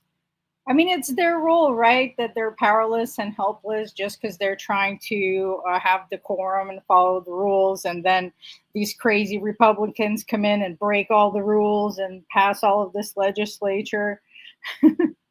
But really, they're working for the capitalist class, all of them. Kim Miko, woohoo, Kshama. That's right. Mike check, a party of abject nihilists. Absolutely. It's like Malcolm said about the wolf and the fox. Casey, well, I can tell you my antidote. My entire family are lifelong Dems. My parents, 5 sisters, extended family. We all voted Stein because of Gaza, all of us. First time voting outside the party. Man, I told you guys, it may be copium. I swear to God, it easily could be copium. But no one can fucking convince me that Joe Stein only got 0.3% of the vote. Get the fuck out of here. Dude, people are not questioning like the obvious rigging of our democracies, but there's a lot of cope on the right wing. There's a lot of things about the Thomas Massie election that doesn't make sense. But no one can fucking tell me. I swear to God, they throw those votes away, bro. No one can fucking convince me otherwise. I swear. It, Because it I hear these stories all the time. I hear It- stories all the time. Go ahead. Sorry. Go ahead, Zoe. No, I'm agreeing with you. It doesn't make any sense because I actually saw, and I'm a Green Party voter for decades now. I actually saw more energy than ever behind the Green Party, and we had a genocide, and it seemed like there's going to be a bigger turnout, and it was smaller. So it just doesn't make any sense. Yeah, she was being endorsed by all these Muslim organizations. I voted for Green Party for the last few election cycles too. I've never seen energy like that before. And you tell me she got less than she did last election? Get the fuck out of here. I will 100% admit I have no evidence for this. We don't have any proof yet, but I absolutely do not believe these goddamn results that have been coming out of these elections recently. That is complete nonsense. Maybe the difference between Republicans and Democrats may be real, but I swear to God, they're throwing any Green Party votes away. They don't count them. I don't have any evidence, but I promise you, maybe in a few years, this shit may be exposed. But no one can convince me of that shit. Especially when you hear stories like this where someone explained how their entire neoliberal family voted for Joe Stein. You know what I mean? Like, I hear these stories all the time. I vote for Joe Stein for the first time. I voted for Green Party for the first time. But they got less votes? Get the fuck out of here. I don't believe it. We're noticing. It's just a noticing channel. Don't suspend us, YouTube. We're just noticing. But these inconsistencies existed a long time. Also, during the Bernie primary, I saw a lot of shady shit, but that's a whole other episode. It was a bright 9776. AOC is working tirelessly for a genocide. Yeah, that's if politicians told the truth. Harry Balzac, right, left, march to tyranny. Yeah, they're just two divisions in the same building of serving capital. Kevin, straight the TF. Nick helped open my eyes to Hassan. That's great. That's so motivational to hear. Even if it's just one person, it makes doing all of this. I swear to God, we normalized going after Hassan on X, bro. I swear to fucking God. He's taking more heat than I've ever seen him take in my life. And we was like the first ones who sticking our neck out. We was like, we don't give a fuck about grifting his audience. That's the reason why a lot of people don't go after Hassan, by the way, because they low key want to win his audience over, so they try to pretend he's good, hoping that his fans will follow them. That's why a lot of people don't call him out. But you guys know me. I don't give a fuck, bro. This dude's a fucking fraud. Now people are calling him out all the time. I swear we've normalized that shit. I swear. And it's actually going viral. People are just not buying it anymore. Yeah. Maybe the Epstein files and all of these atrocities and genocides are waking up more people than they want us to think. Yeah, well said as always, Zoya. Feeling hopeful. Biden had always been run. People had amnesia over that racist warmonger in 2020. Yeah, it was surreal. It was incredible to me. Like, they just whitewashed everything he's ever done. He's such a fraud. He lied during his first campaign about his grades being top of his class, everything. He's always been a fraud. He talked himself about selling out to credit card companies and other donors. Just incredible how he got rebranded. Kill your egregores. Nick at Night, another banger after banger after banger. You know Nick is always in the lab cooking. That was a great hotspot too. Feeling hopeful. Culture issues hamper class issues deliberately. Absolutely, especially the culture wars they got us locked into. Wholesome Knave. Hello. Welcome. Seeing a lot of new faces. That's great. Looks environmental. Gutted other social safety nets to everyone they could get away with. And they're going to keep gutting more. This is late stage capitalism. Harry Balsag, fighting over stupid shit while the government gets away with murder and keeping us down. No health care, tuition, food, housing, etc. Yeah, divide and conquer. SBZP5CAN.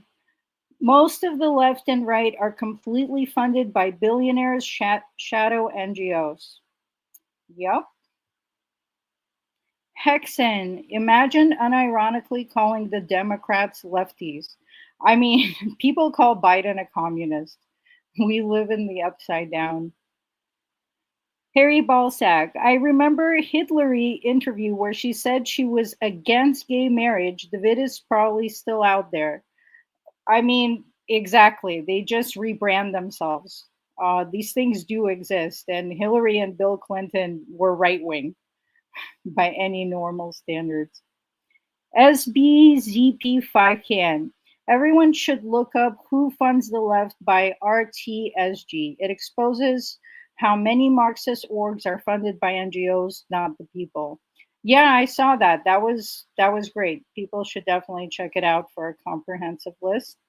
Looks environmental. It's also not an accident the culture war started after 2008. I mean, arguably, it's always been happening, but they really ramped it up. And once people became very addicted to social media, it became even easier. Under N6 low, as the polls show, most people could give a shit about these culture wars. Yep, but that's what they want to focus on. Me, myself, and I. Politics is sticking your head in the sand and hoping for massive change. Well, dead end politics, the way that the capitalist class would like us to engage in them, the way that Hassan Piker wants us to try strategies that have already failed decade after decade. Yeah, but real politics is organizing in your community and allocating resources in a way that makes your society better. And there's a great example of what China is doing for its people, of how being involved in politics can actually create a better world. Damakunu, that's why we need to organize. Absolutely. No shortcuts around that one. SB, thank you for the $2. Everyone look up Who Funds the Left by RTSG. Yeah, see, that was an important one. It had to be a super chat too. SB, thank you for the $2. Workers Strike Back should team up with ACP. They might not, but it's okay. They're both fighting towards the same goals. So we hope all our comrades succeed. Damakuno, Hassan be like, vote for Dems, LOL.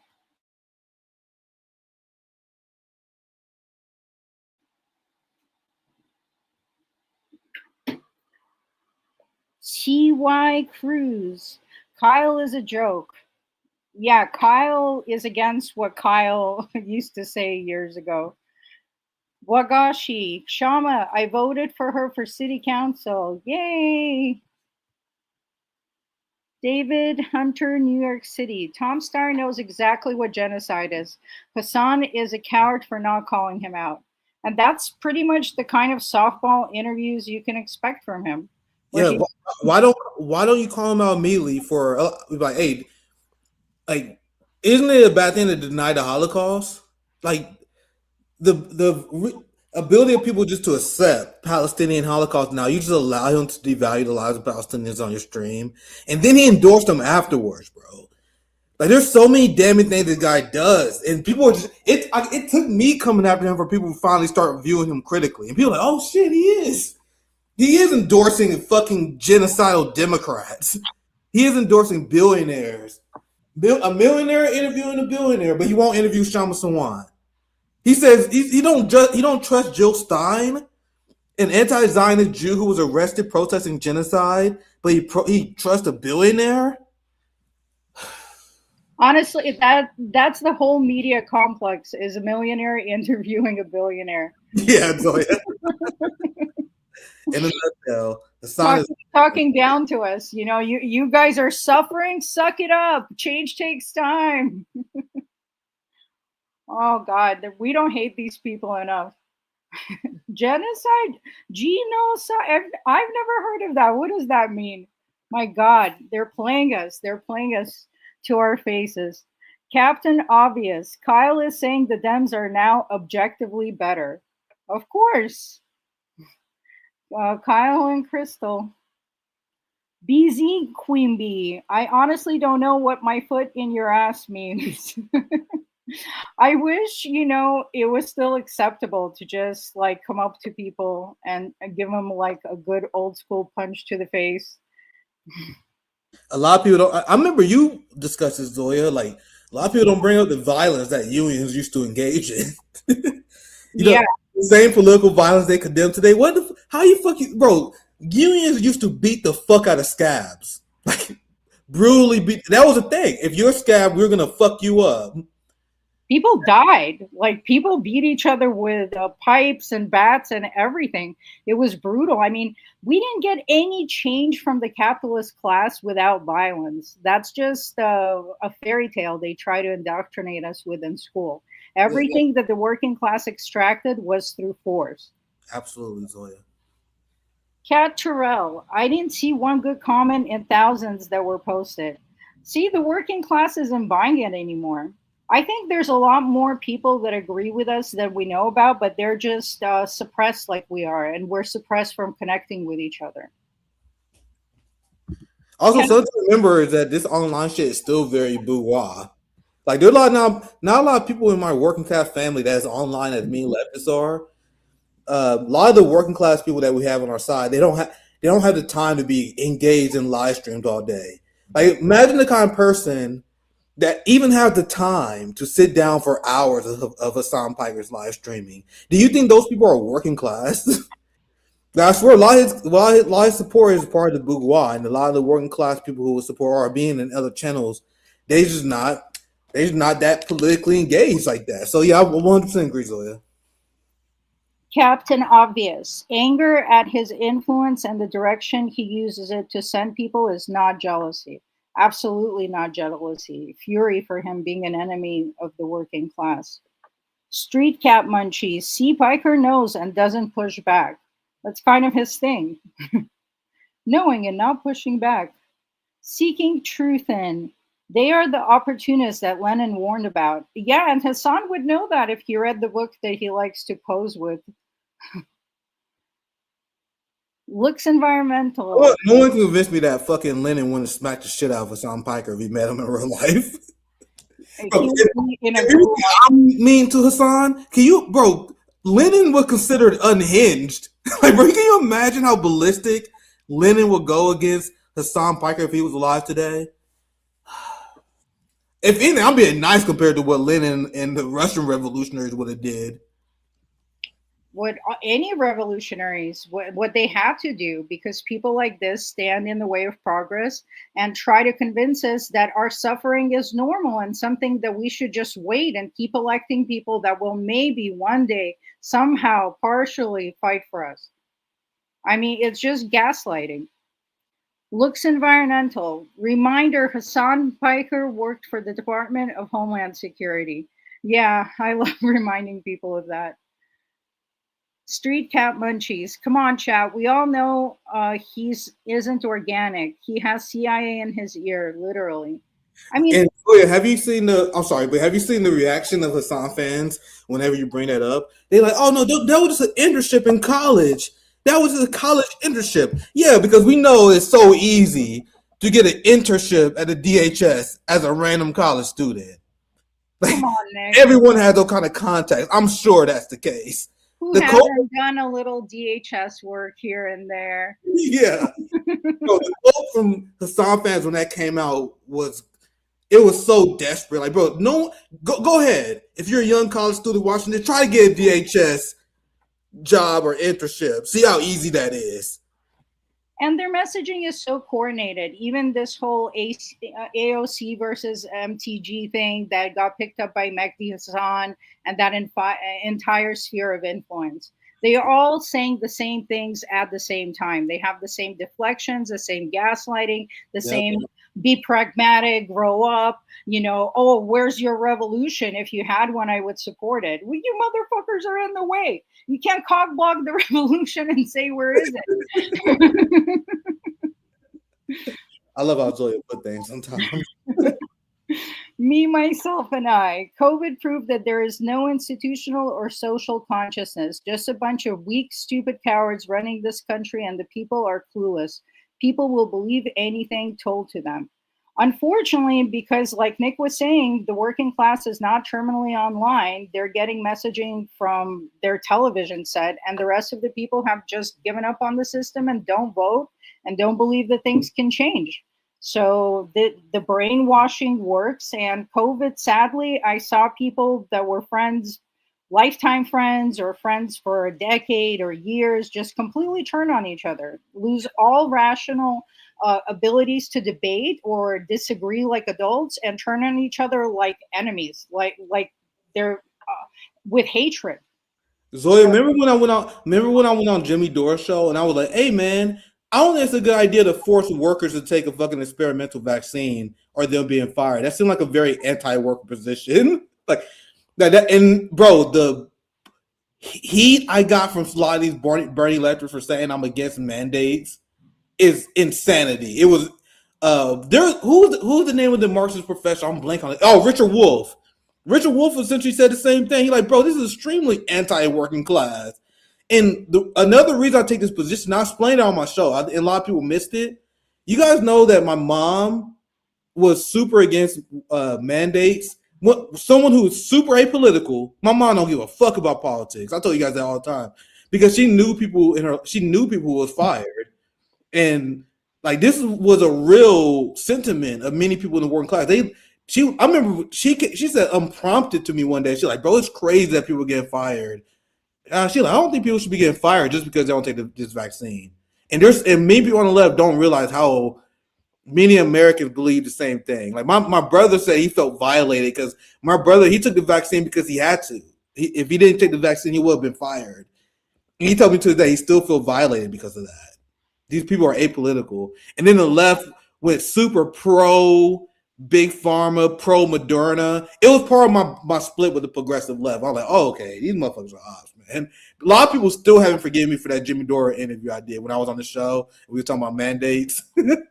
That was like people were so pissed, but hey, it is what it is. Yeah, we're pro pharmaceutical companies now, suddenly. Yeah.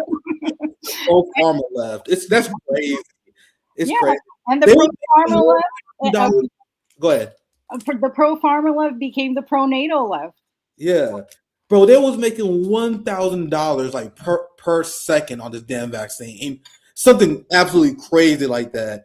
And I'm like, hey man, it seems like they're pushing mandates not because that's good for the population, but in order to increase the profit margin of the big pharma companies.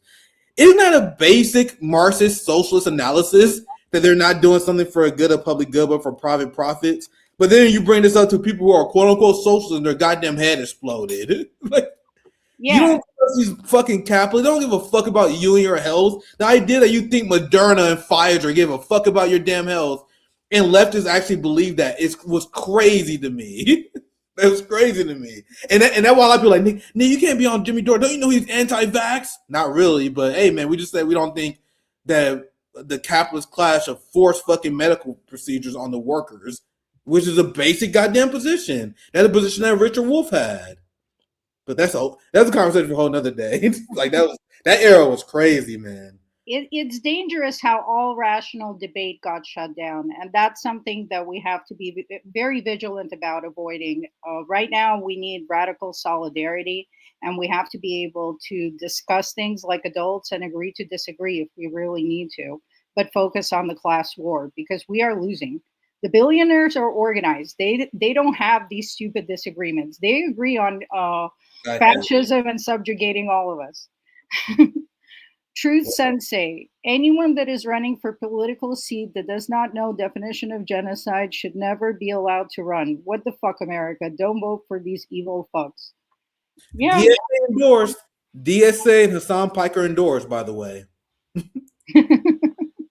The most predictable endorsement ever. And then Zoe, people had the nerve, like, Nick, why are you going after Hassan? Maybe because he's a socialist endorsing billionaires.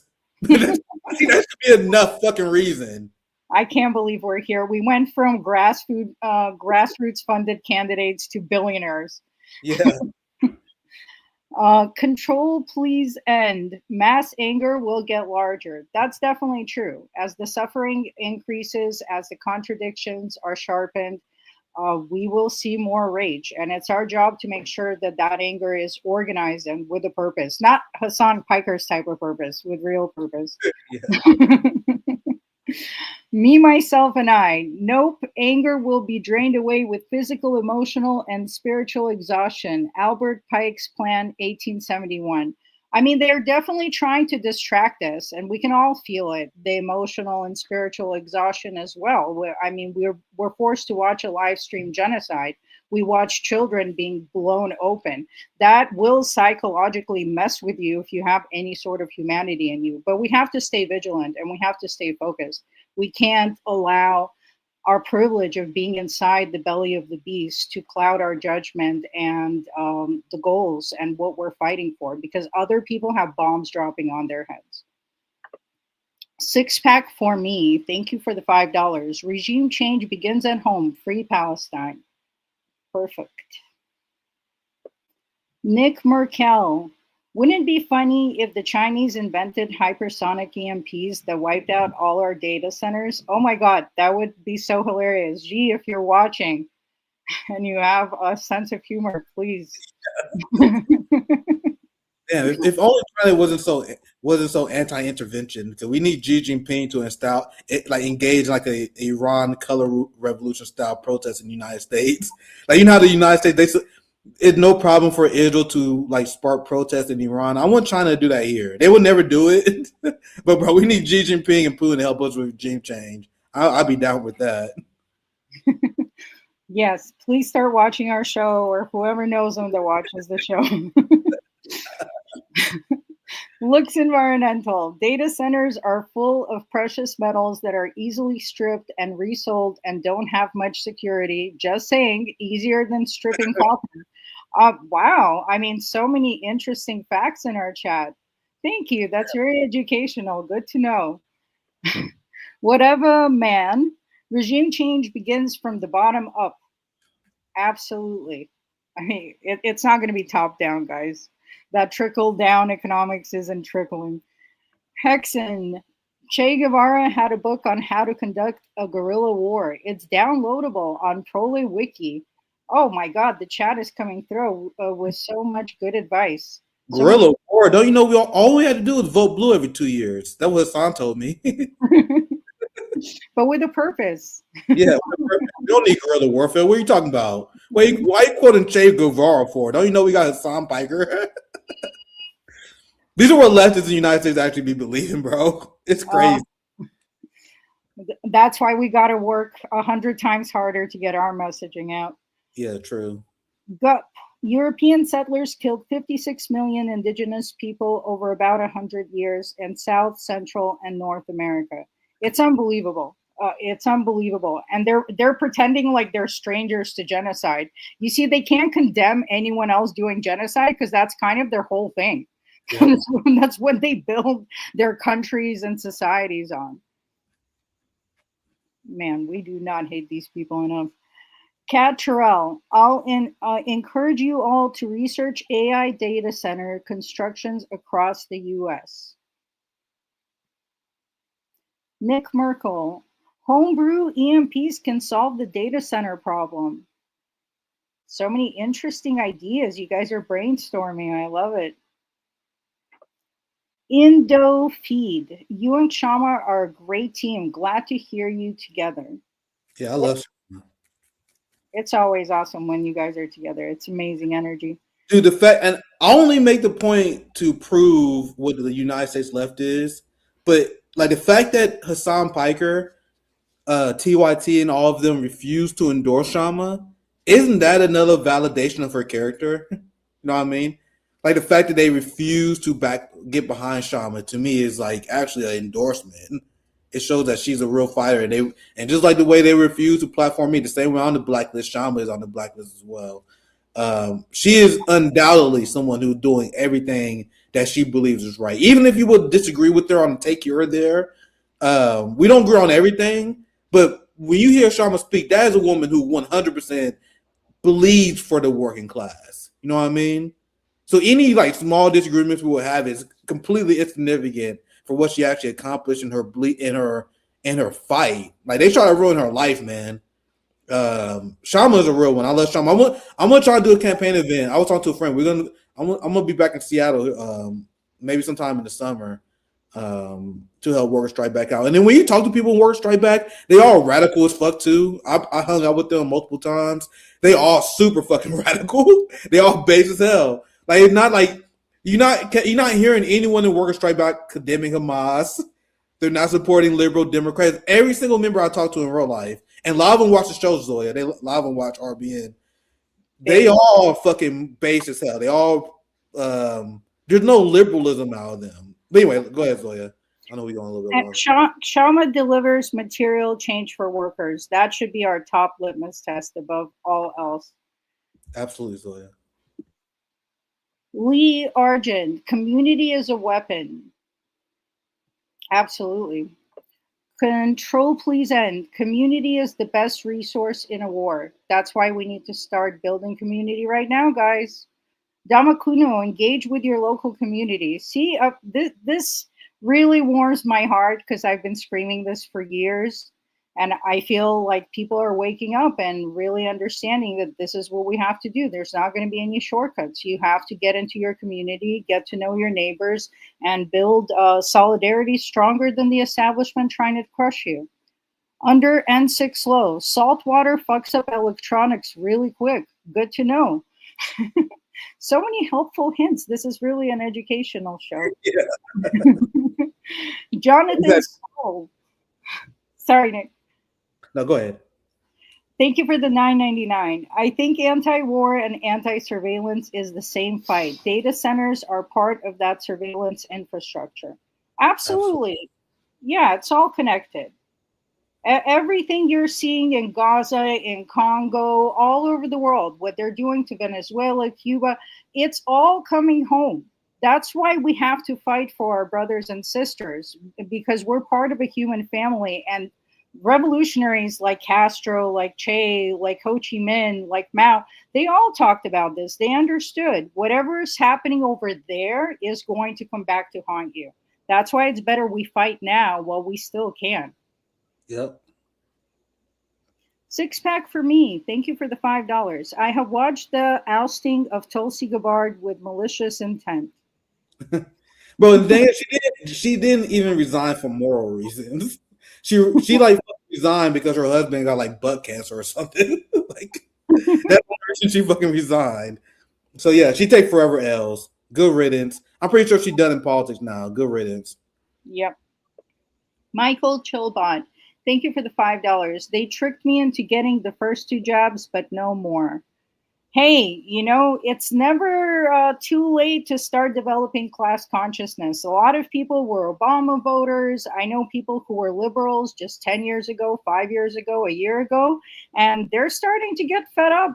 And they're starting to want to do something, to want to unionize, to want to go on strike, to take action. So start talking to your neighbors. I'm telling you guys, this government has some of the lowest approval ratings globally.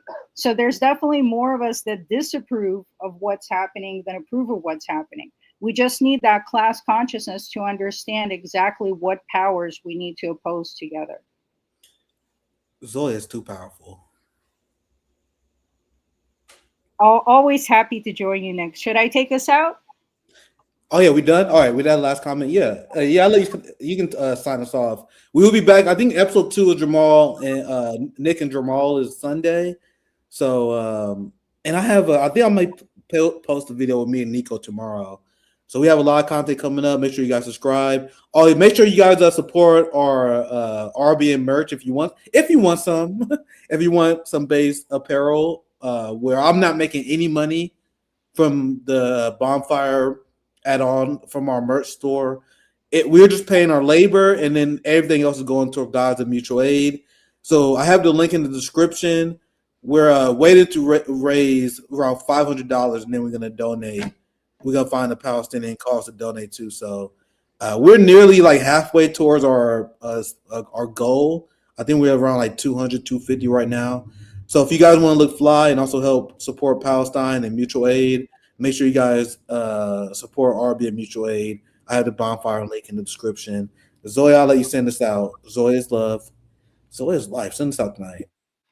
Please like, share, and subscribe and hit the bell. You can also follow us on Twitch, Kick, Rumble, X, and Telegram. Links are all in the description. You can find the link for the Bonfire Gaza Mutual Aid as well. We will see you on Sunday. Nick will be over at Jamal. And then Monday, Wednesday, Friday, 8 p.m. Eastern Time. Remember that everything you do matters. Start organizing in your communities. Love and solidarity, especially to our brothers and sisters in Cuba, in Venezuela, in the Sahel, in Iran, all over the world that are resisting the anti-imperialist forces.